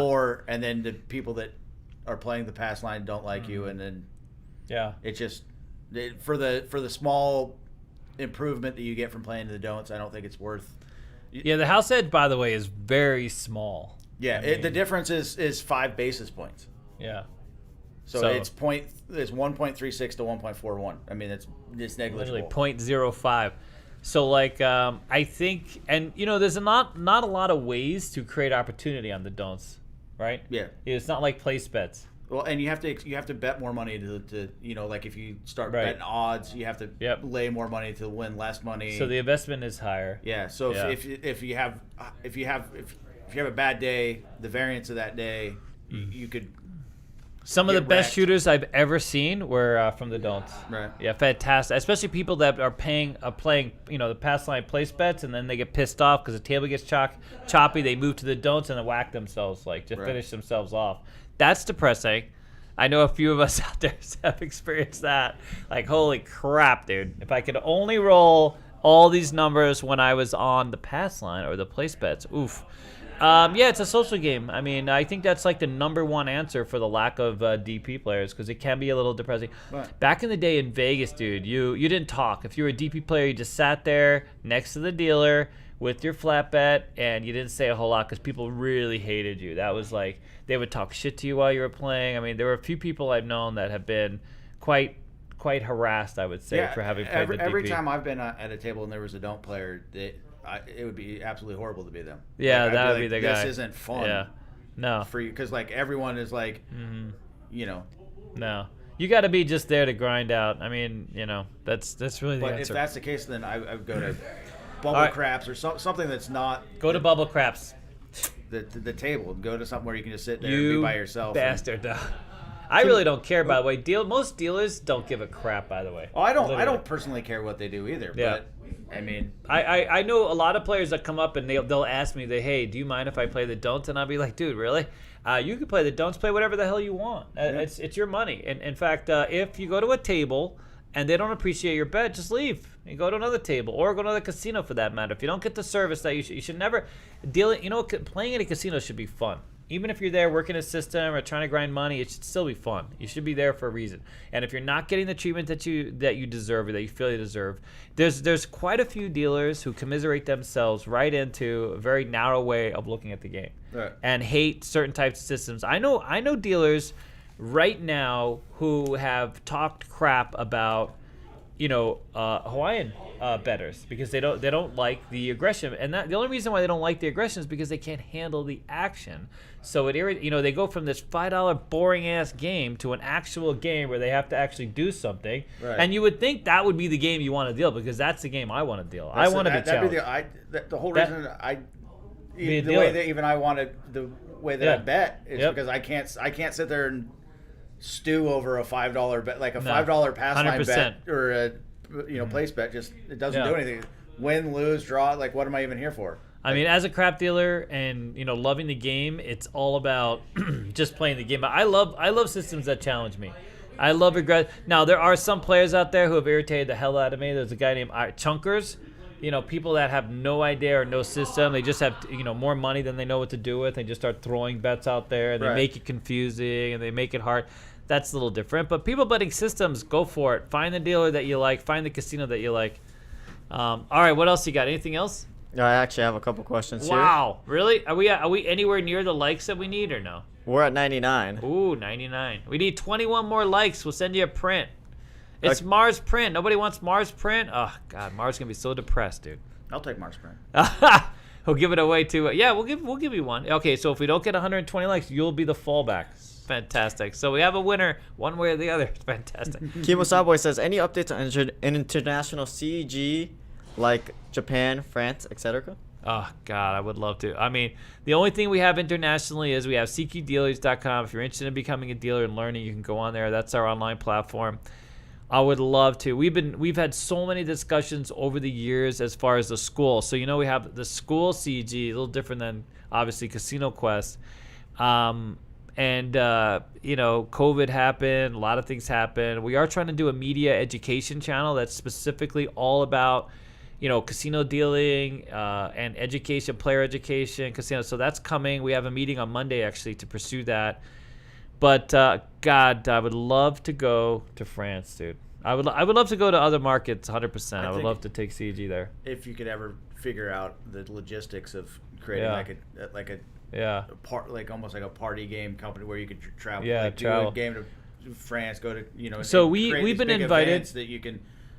People pay $10-$20 whatever to cover the airfare and then plus all the dealer's time for being there. Yeah, we have we've talked about in different markets in the United States having an actual school. We've been invited in a few places. We just don't have the staff. I mean, we would need more teachers. The problem is that we're very specific as far as like the teaching dynamics. If you come to our school, we have this sort of whole adaptive learning process that we apply to the school. And having the right people to fit into those roles is not easy.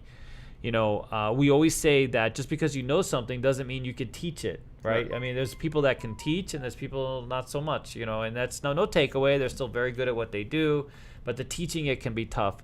The dealing is a very sort of hands-on, and we try to, create as productive an environment as we can. But anyway, so the answer is we would love to, but it's been kind of a snow call. We haven't had the conversations, and the few conversations we've had a conversation with what we thought was probably a Yakuza at one point, and then we had a conversation which was quite literally like this other gangster in this other country. It turns out, so they were really aggressive trying to get us to come out as a school. Apparently we have a little bit of a following out there. I won't say the country or whoever it is because I don't want them tracking me down. But we actually had the discussion for several months. There was a lawyer involved for a minute trying to work it out. What's going on? I like how you say you don't want to say the country, but you said Did I say the country? Yakuza, and that pretty much narrows down. Well, the country, that was that other country. I'm talking about another country. Look at it. Yeah, you're so nipply, buddy. I mean, you're so. Anyways, but no. This is a different country. I won't. It wasn't.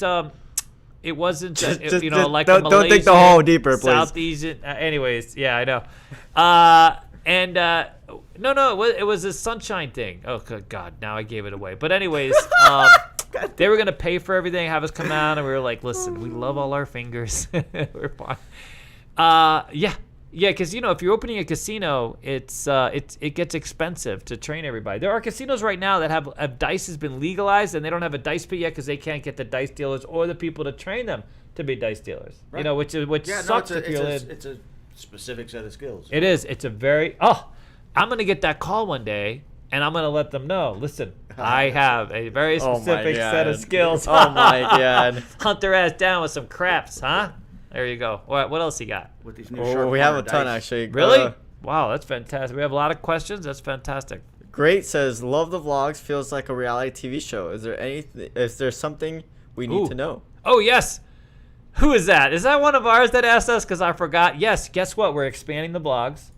We're going gloves off, by the way. We know, so we have let our whole media team gloves off. Like, by that I mean everything. The good, the bad, the ugly. So we had an episode like that. That was the first episode, gloves off.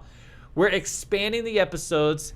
The first half of each vlog, essentially, is going to go on to CEG. But if you want to watch the other one, it's going to be on Patreon. The raw, it'll still be edited, but basically the raw vlog is going to be on the Patreon. So you guys at the $25 tier are going to get a whole bunch of love because we are going to have 2 destinations for you in Vegas, by the way. And we're going to have all this new content that's coming out very specifically for you. So you'll get literally hours worth of additional entertainment. He's always laughing. I don't know. I'm not even are you reading laughing stuff? this time. I'm just sitting here. What Yeah, am there I we go. doing? So you're saying I need to up my I mean, my you either got to patronage be to $25? You either got Alan Toy has his own special VIP tier. Which we love Alan, by the way. He just created his own tier. He's got his own tier. We're like, what tier is Alan at? We can't find him. He's got his own tier. He's at Alan level. He's Alan. He gets he literally is the Alan level. But yeah. So, because we want you guys to have, this. So we're producing this now. Eventually, we want this to evolve into a bigger thing. But basically, you're going to get 2 hours of this vlog, and it's behind the scenes, gloves off about everything in Vegas. Okay, not 2 hours. You said 2 hours. Well, total over the 4 weeks. Over the 4 weeks. Okay, yeah, 4 weeks. Because every week you get a whole new episode raw and basically uncut. It'll be cut and edited a little bit, but for the most part, you'll get. But we're literally having Jet and Dennis and his whole team going to be working on this and producing this as content on a regular basis. And let me tell you, we work with a lot of casinos, and we got a lot of fantastic stories about students. We're going to have a student spotlight every week. We're going to have the cameras are going to come to the school. We're going to have, it's really a fantastic thing. I wish you guys, I can't wait for more people to be on this journey with us. And I'll always go back to, yes, the roulettes are fun and the strategies are fun. All those things are fantastic. But when it comes right down to it, where it's about the people, where it's just a very interesting. Jordan is a student of Craps. He's actually been in my class. He is, one of these, everybody different, and he manages billions of dollars. But we have people at many different levels of the game. We have people just starting out. We have people at the end of their career. I have a guy right now who, he was a dealer 20 years ago. He's now retired, looking to get part-time income. He has a little arthritis, and he's working his way through the game. He's taking a little extra time. That's the truth of it. Not everybody is ready to go, can pivot. But we've had. Just you guys wait. You're gonna absolutely love it. And you know what? There's some really sad moments. There's moments where Alex cries. There's moments where he's happy. No, and we're gonna have all that for you guys, just laid out and ready to go. I like how you say only Alex. Only Alex has feelings. The rest of us are robots. Yeah, well, it is what it is. No, that's not true. Jason asked, yes, where can you find the best coupons in Vegas? Coupons are harder to come by these days. I will tell you that sometimes the casinos themselves offer some incentives, but with COVID, there used to be a regular coupon book that was released on the strip, like a graphic book that they made available that you could pick up on a regular basis. That's no longer a thing. You really have to kind of, find them. We have like the weekly, the RJ, some of those will have coupons for local places, but most of the strip places aren't giving anything away right now. Occupancies are high, believe it or not. The gameplay is literally through the roof. So you just got to play. And if you're a player and you have your player's card in, you very often get incentives. The Strat sends me like a free rideshare every week, and I get like $15 off my meals every week. So it's pretty. And by the way, I don't play a whole lot at the Strat, so the incentives they give me is pretty good. Station Casinos got rid of their buffet, which sucks. But that's another casino that has lots of different. Promotions. They have a sports betting promotion right now that they've incentivized, and a few other things. But yeah, sadly, what I will say is stay away from the coupon site. The sites that advertise coupons for Vegas, a lot of those, dude, have really bad malware. I've actually have a friend of mine that used to constantly search for free coupons. He loved going down to the Hotel Continental. Before that was Silver Sevens. And he got a computer infected so badly he just had to toss it. It wasn't worth the money to get it cleaned up. But a lot of those coupon sites definitely have viruses and malware. I would avoid those. But right now, not a whole lot of coupons out there. Well, the easy answer is the best coupon is you, David. I am a coupon. You are. I am. I'm surprised you're not a identify. coupon for Halloween. If I would have been, if I'd have thought about it longer and I was smarter than I am, I would have definitely dressed as a coupon. By the way, our off. outfits were last minute. And so we try to keep I was just telling Jordan our outfits were last minute. They were last minute. We basically went to the costume place, and like these are the only things that we found like The coupons that were all sold resemble. out. All the coupons were literally, and there were no coupons at this flipping place. It was a line with a line and a line. Everybody trying to like fend off. Yeah. All right, what else you got? Bob Hope asks. Bob question Hope! for Dennis. Oh, What's for the biggest Dennis. win you've ever had at a casino? I haven't had any wins at the casino. Yeah, I still None that I still, we I still know got of. 6 months. His biggest before. win is not having been able to play. That's the answer, okay? Because he saved up all that money. He's got a big fat savings account. He's a coupon too, by the way, because I end up paying for dinner most of the time. Well, And food and lunch. Yeah, exactly. He just works it, he's dude. an undercover coupon. Now, he knows. He's like, listen, I'm hungry. Let me call David and ask him if he wants to eat. And then I go. Well, and okay. I'm like, to be "Ah." fair, half the time when we go out to eat, you're like, "Let's go eat." Like I'm hungry, and then That's you just true. end up Have paying. you guys tried Lucy's ice cream and waffles?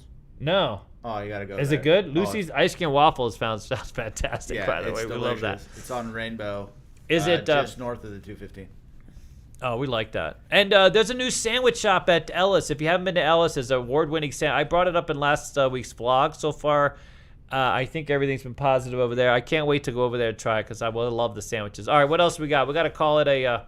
Well, we got- still have a couple. But Really? I'll try to go through it. So How try, many likes? Try keeping your answers to less words, please. Oh, okay, less words. Yeah, it's got my it. fault. Yeah, it's my fault. John Zimmerman Mm-hmm. says, "Could you deal Craftswell high? I think it's impossible." Oh no, I could deal Crapswell high, 100%. I've actually dealt Crapswell high many times. When I was younger, I used to deal a bird game high. So at this stage in my life, I can deal craps with one-handed, subdued, under pressure. There's not a lot I think you can get just doing anything. Yeah. If you do it, and dealing is so repetitive. Yeah. that I'm sure. you most can. bets I don't even think about. It's pretty automatic. In fact, sometimes when, like in today's episode, not funny, in today's episode, when Jordan was talking about some of the bets, a number pops in my head and I have to double check the math because I already know what the number is, but I got to make sure that because we're doing the math. But yeah. By the way, when I was breaking as a dealer, I was high as a kite almost all the time. That was the thing. They didn't test for weed back in the day. It wasn't a thing. And my buddy worked at the Horseshoe and would literally make me get high. I mean, there was no... I like how you just admitted that so plainly and openly. Well, Like, you know just- what? were like, I was one of "Whatever." those people that actually inhaled. That's what are you gonna do? I was young. I mean, I honestly I don't drink now. I don't do a whole lot of drugs anymore. I don't do any drugs. I'm pretty boring. I just come here, work, and go home. Just work and work, yeah. Yeah. Dan D says, Yes. all-in betting or independent number pressing, which is better? No. I go one number at a time. I always stay fixated on the number. That's my whole strategy. Me personally, only because other than the math, because the math won't necessarily agree with me. But I find that when people get stuck on a number, Sticky could not get off to 5 and 9 the other day as we're trying to work out Jordan's place bet system. My anti-5-9 system. You know what I mean? So it was quite something. You'll see 20 minutes of 5 and 9s and nothing else. He couldn't win a bet, and then 7. Yeah. I mean, that's going to happen. Well, yeah. I mean, every combination, every roll. If you break it down to one dice throw, sure. I That's think it. I think I only hit like a 6 once, and then it was like just to come on. It was a very I- nipply. I mean, it was a very. I think if you're going to do something like an all-in betting system, you have to have a hard out at some point, because I think you can get to a point where you're like, oh, I'll just let it ride one more time, and then the 7 happens. That's and why I you're think, screwed. at least for a triple lux, that's my compromise. That gets you out. Third hit, third power press, you take, Right. and then every new color you collect. So that way, if you got to report into the wife or you have kids that still have to go to college, you can still, you know what I mean, respect yourself in the morning. Right. You know what I mean? But quite literally, that guy that went all to table limit, I mean, that's not going to happen a lot. You're going to end up buried a lot. You might end up, we don't want you jumping off the Fremont. You got to collect something. Yeah, you got to Or collect else something. You might as well just light the money on fire. No, there are GSA some. ask. Yes. I'm a don'ts player, and I find it very difficult to tip dealers. Yeah. Do dealers like when you place a don't bet for them? I don't. Yeah. See, here's the thing. I will tell you this, just as a matter of my being a dealer and having known a lot of dealers in my lifetime. No one. Dealers don't care. Literally, dealers, it's the same thing. If any dealer that's attached to the money is ridiculous. So like, a don't player walks up, place bet walks up. There's no adversarial position there. Like, we don't care what you're betting as long as the dealers get upset when you stroke them somehow. Like, by that I mean you're putting weird bets or. But yeah, if you were betting the don't pass, they would love a flat bet on the don't pass. Just like if you're betting the pass line, dealers love bets next to yours. And if you want to put a little lay for them, you can bet under the table minimum for lays. I mean, you could bet $1 from them on the don'ts and a $3 lay if the point's 5. You know what I mean? Can you put like $1 on the pass line? If someone's got a don't, can you put the dealers up for $1 on the pass 100%. line? Like, I mean, I don't. And then There you go. Hey, if I lose, you win. Fantastic. Toss a couple shoes behind there. Yeah, no, you can. Yeah, 100%. You can bet anywhere on the table as long whatever legal bet there is that you can make for yourself. You can bet for the dealers, and the dealers can be bet at $1. So you can't bet quarters, that kind of thing, but you can bet at $1. You can bet minimum odds, dollar odds, that kind of thing. Is there a maximum odds? So like if you go to like a 10 times odds place, can you do $1 online with 10 times odds? Yeah. So some casinos will have what they call like a maximum bet. If you're a VIP player, or not VIP, if you're a contract player, you're playing lots of money. Some casinos will limit the amount of the bet in relationship to yours, right? And that's because like we used to have the Smith brothers. We say we love the Smith brothers. So the Smith brothers, back when they had a ton of money, I know things didn't go so well for the Smith brothers. Smith brothers, if you don't know, were bought by Kroger's. The Smiths, they made billions of dollars back in the 90s. They used to frequent the Rio.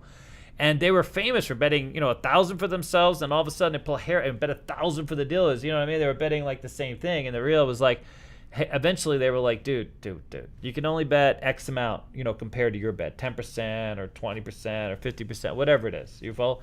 And because every dollar that goes in the can for the dealers is a dollar that the casino can't win, right? That's money that's walking off.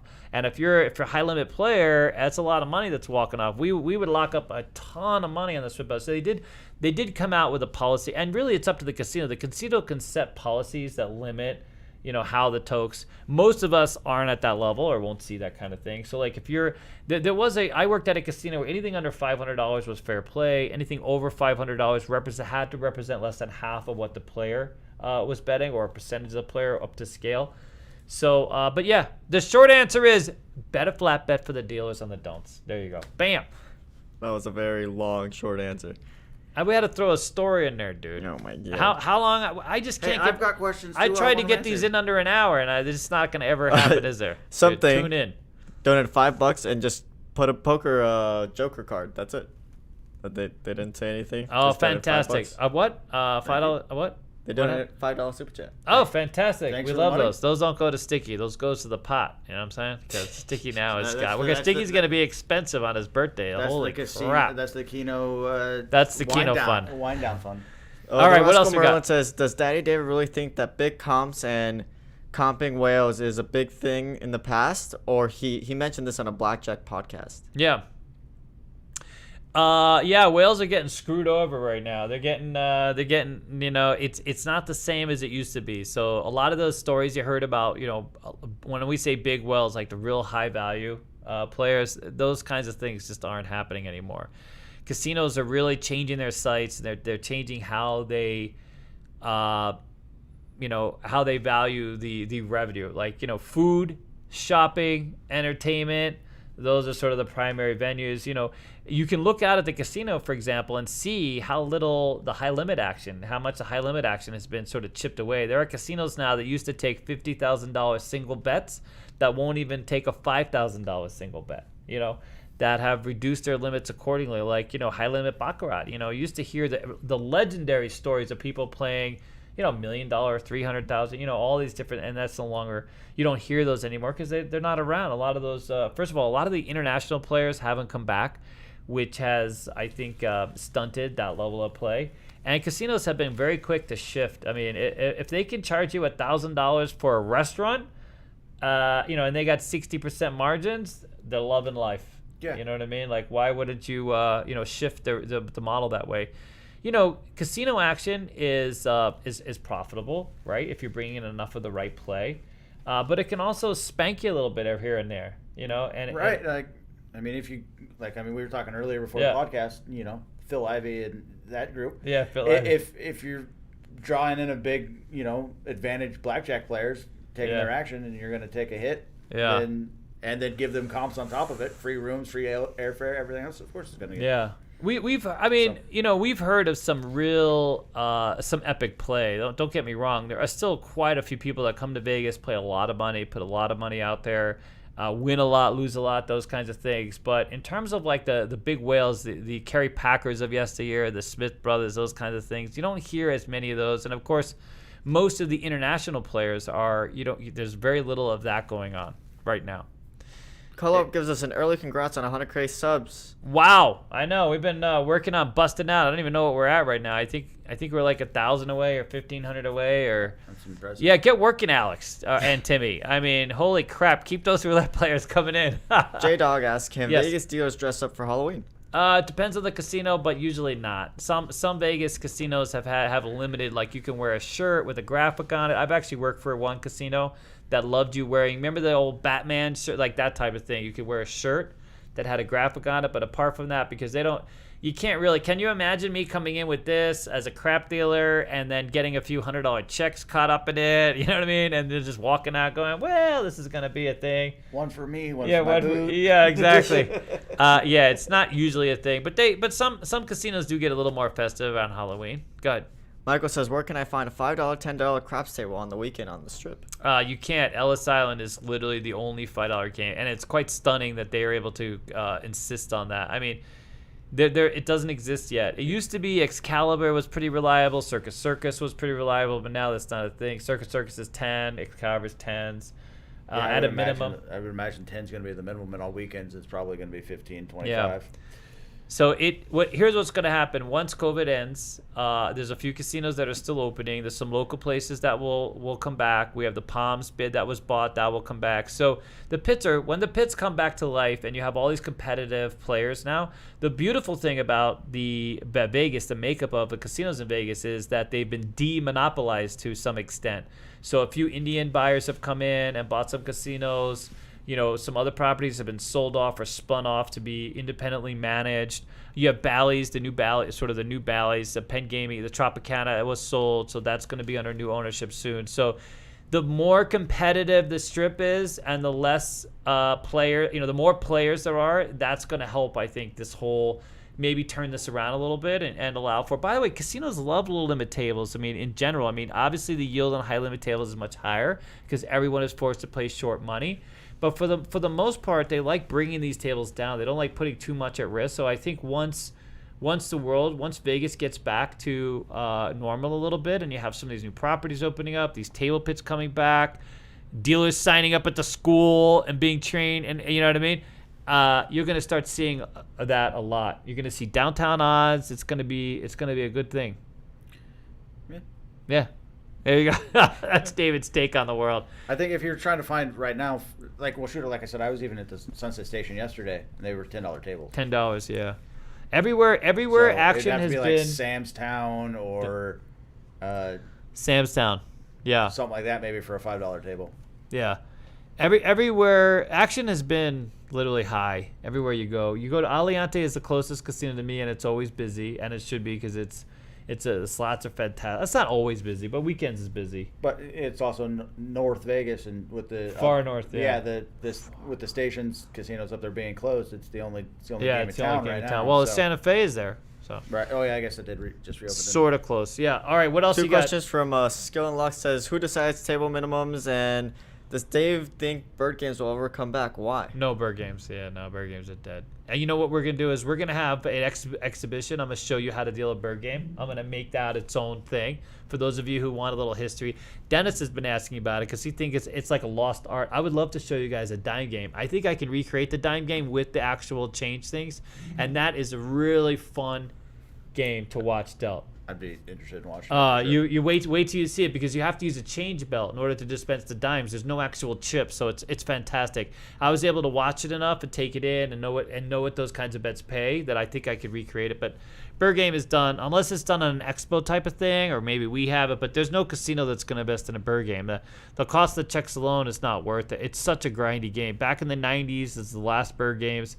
these games would drop like $500 and be excited. You know what I mean? Like that's not a game that any casino wants to invest in anytime soon. Well, that's not. Next question: as a dealer, what is your preferred way of being tipped?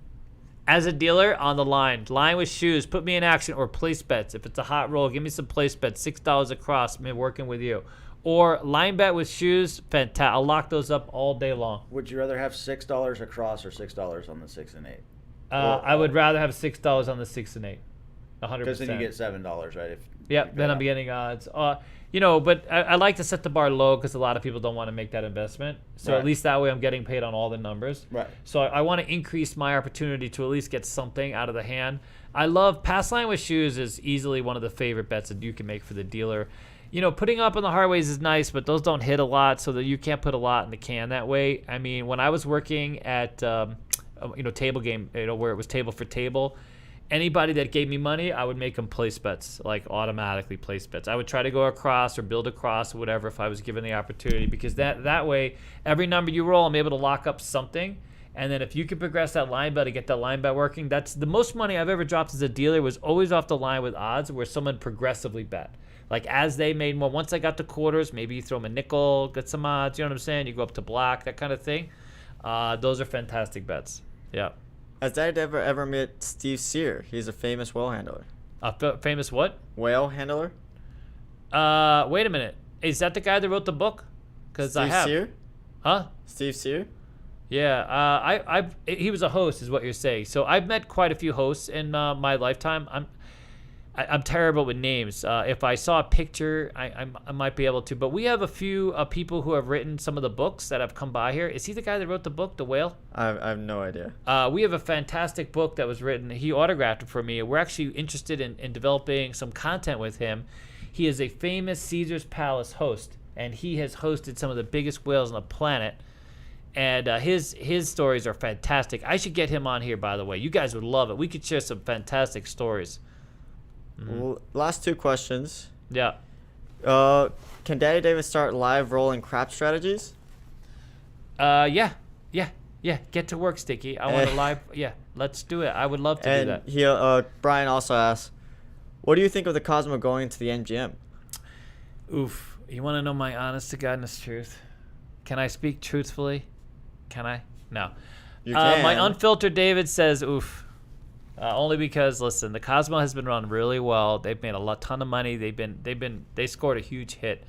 The Cosmo didn't get off to the best start, and so they brought in some fantastic people who really, no matter what you say about that place, those dealers have made a mint. And when it comes to making money, I go in. I don't like to go in there myself because it's always young people just passed out drunk on the floor somewhere. It's a kind of a rowdy, rich, young, environment, and that's just nothing like that relates to me. But the MGM is the exact opposite. Like it's a more conservative kind of management philosophy. Yeah, to me, it's kind of like anytime you have a small independent company get bought out by a large, whether it's a tech company or anything else. Like for instance, like when DirecTV got bought out by AT&T, and DirecTV used to have great customer service, and now they get bought out by AT&T, and then they have horrible customer service. Yeah, no. That's honestly what I think it's going to be. I hope the MGM doesn't change a lot because right now it's a successful venue. Yeah, right. If you're like me and it's not your venue necessarily, but it's been a successful venue for the people. It's got a lot of great assets. And I will say this: a few dealers that we know that work there, let's just say, they're being how could I say this? They're just a little bit worried. They hope it doesn't take away from their seniority and their benefits. There's quite a few things the MGM could come in and do to kind of, change the nature, dynamic of that property. Reassign them to the Excalibur instead. I would hate that, to be honest with you. You know what? I really hate it when casinos come in, they buy up properties, and next thing you know, they whack all the seniority and benefits. Everyone has to start over, new 90 days. That sucks. You spend all your time and through no fault of your own. And I'm not talking union. I know there's a lot of people anti-union. I'm not talking union. What I'm saying is you put in your time at a company. You've done your you've earned your 3 weeks of vacation and your benefits. You've put in your time. You've got your track record going. And in the gaming business, some of these casinos, it's 2 years before you get to full time. So you put in your 2 years, you finally got your full time, you're taking care of your family, and then through no fault of your own, someone else comes in and changes that. I think that's unfair, and I think that that's one of those things that should be allowed for. If you come in to buy a property, it's as is. It's fine to, put your stamp on it, but let's not take away from the employees and their opportunity. Hopefully, the management team, the ownership might change, but the management that actually manages the day-to-day, the pit bosses, those people stay the same, and then the vibe is the same. Stays the same, because you don't go to the Cosmopolitan and want to be treated like you do when you walk into the MGM. No, that's right. So far, as far as I know, most of the Cosmo is there. All the other than maybe some upper people. I haven't heard of any real big changes. So my guess is so far so good. Yeah. So like if they just buy it and bring it into their portfolio, but let it be operating as is. But that doesn't completely change for a little while. I don't think. I think there's still things they're working out. All right, what else you got? All right, by the way, we can do the giveaway now. Giveaway? We got 120. Is that what we were waiting for? Or 126. Whoa, 126. Thank you, Jesus. All right, we're gonna give away one of these prints, and the only people that can't win because they're already winners of life is Snapper and Alan Toy. I think we give it to Snapper just because he just because he's the guy. You cut him off on his 131 roll. By the way, look, he has I had to watch. Too much luck. He's won a couple giveaways. And Tennessee lost the other day. Snapper, were you in the crowd? Was he in the crowd? Was he actually? I was thinking about you. I saw a Tennessee game. Or he only comes out for baseball. Was he watching football, college football? Because I happened to pull them up on the TV and it didn't work out so well. I think he only watches college. The college. This was a college game. It's college. This is a college game. Tennessee. All right, ready? Let's do it. Snapper says rigged, just so you know. Oh yeah, it's totally rigged. Sorry, all right, tried to help you out, buddy. What's the word? The word's gonna be math. That's gonna be the word. 100%. So we introduced the math today. Ultimate craps. I don't know, math, something like this. And then we let him go. You something tell him like this. I mean, just math. Craps. Craps. I know. Well, that'll be on the crapless craps. I think on your last podcast you were talking about there's some casinos that will let you buy the 5 and 9. Yeah, auto buy. Auto buy. They auto buy it for you. Here in town. Not here in town. Grant in the Biloxi area. Biloxi. Yep. Yeah. There's two that we've heard of. But even so, because you said on the podcast last week that I would bet the 5 and 9, and I probably would. My only if they let you auto buy it. If they let me auto buy it, the only reason I wouldn't is that it would extend. That's another $60 that I it would get expensive. Yeah, quick. Yeah, exactly. So you're stuck at your 130, but that's fine. So maybe if you could come up with a way that you could drop the house edge on the 5 and 9 below the 6 and 8, then you bet the outside numbers. You're asking too much, sir. All right, what do we got? Is everybody putting it in there? Yep, there's going through. Math. All right. By the way, when do we tell them to stop? Side note: the person who wrote the book was what they were talking about, Steve Sear. That's the guy that wrote the book? Yeah, I have met him a couple times. He's a great guy, by the way. So very down to earth, really nice guy. He was the guy on the Discovery Channel. He's a fantastic guy. I would love. By the way, Steve, if you're out there, ever watch this, or you're here from one of your friends, we got to call him. We keep forgetting. And we've been busy, but he has talked to us about, he'd be happy to come on the show. And you guys, you want to talk stories? Well, oh God. And he'll trigger a lot of other stories because, there's other Daddy David stories. All right, ready? All right, stop. Okay, 1 through 20. Pick 1 through 20. 2. 2. Texas Craps, you are the winner. Fantastic. Texas Craps. Choose a print in black or rose. Rose or black. We're going to send you the print. And it's actually autographed by Mar, has her little autograph in there. And it features our new Vegas Tycoon graphic, which we're going to be rolling out the, our life here in Vegas kind of thing. It's a lot of nonsense is what it is. I didn't realize how much nonsense. By the way, did you have anywhere to be today? Because I forgot. I didn't realize this is going to be like. No, I'm good. I try to get it done in an hour every time. That's always my goal, and it never happens. Back to Dennis's. Aren't we at like 2.5 hours? I think so. Holy crap. We are exactly 2 hours and 37 minutes. Wow, brutal. Yeah, we're Is anybody? You know who made a And hilarious Snapper's joke? still awake, so we're good. We're going long. We're going long. You know who made a hilarious joke? Alex said, watching these podcasts is like watching, Lord of the Rings. Oh yeah, I know. You could collect them all. It could be longer. I have to take Dennis out. I've made him swear that he has to watch the entire director's cut box set of The Hobbit and The Lord of the Rings. How many hours Kill is me it? now. Like 30 hours? It's a long time. Dude. I don't know about the Hobbit. I know the Lord of the Rings ones are like, I think it's 15 hours. Oh just my for God. or 14 Wow. hours for the 3 movies. I'm in. Love Lord of the Rings. All right, we gotta go, dude. I mean, we really gotta go. I gotta eat. I gotta pee. I got lots of things I gotta do. The mall's been closed for 30 minutes. The mall has been closed. We're gonna have to be escorted out by security. Shh. No, we have a secret exit. All right, thank you guys so much. Really quickly, Oh. Texas Crap didn't say which color you want, so email. admin@mycasinoquest.com. I'll put it in the chat. Yes.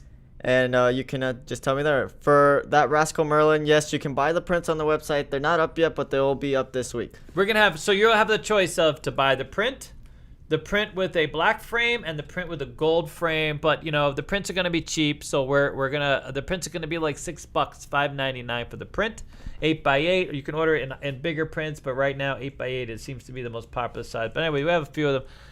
All right, I can't say thank you guys very much for tuning in, being part of this experience. We love that you guys are tuning in. We're very close to 100,000 subs. Thank you so much, Color Up. Everybody out there, Hawaii Craps Shooters, all you other channels, we love you guys. Thank you to Beyond Blackjack, Lee, many of the people that we've been playing with recently. We've had a really great, wonderful time. We love all our fans and our students, most of them. Some suck.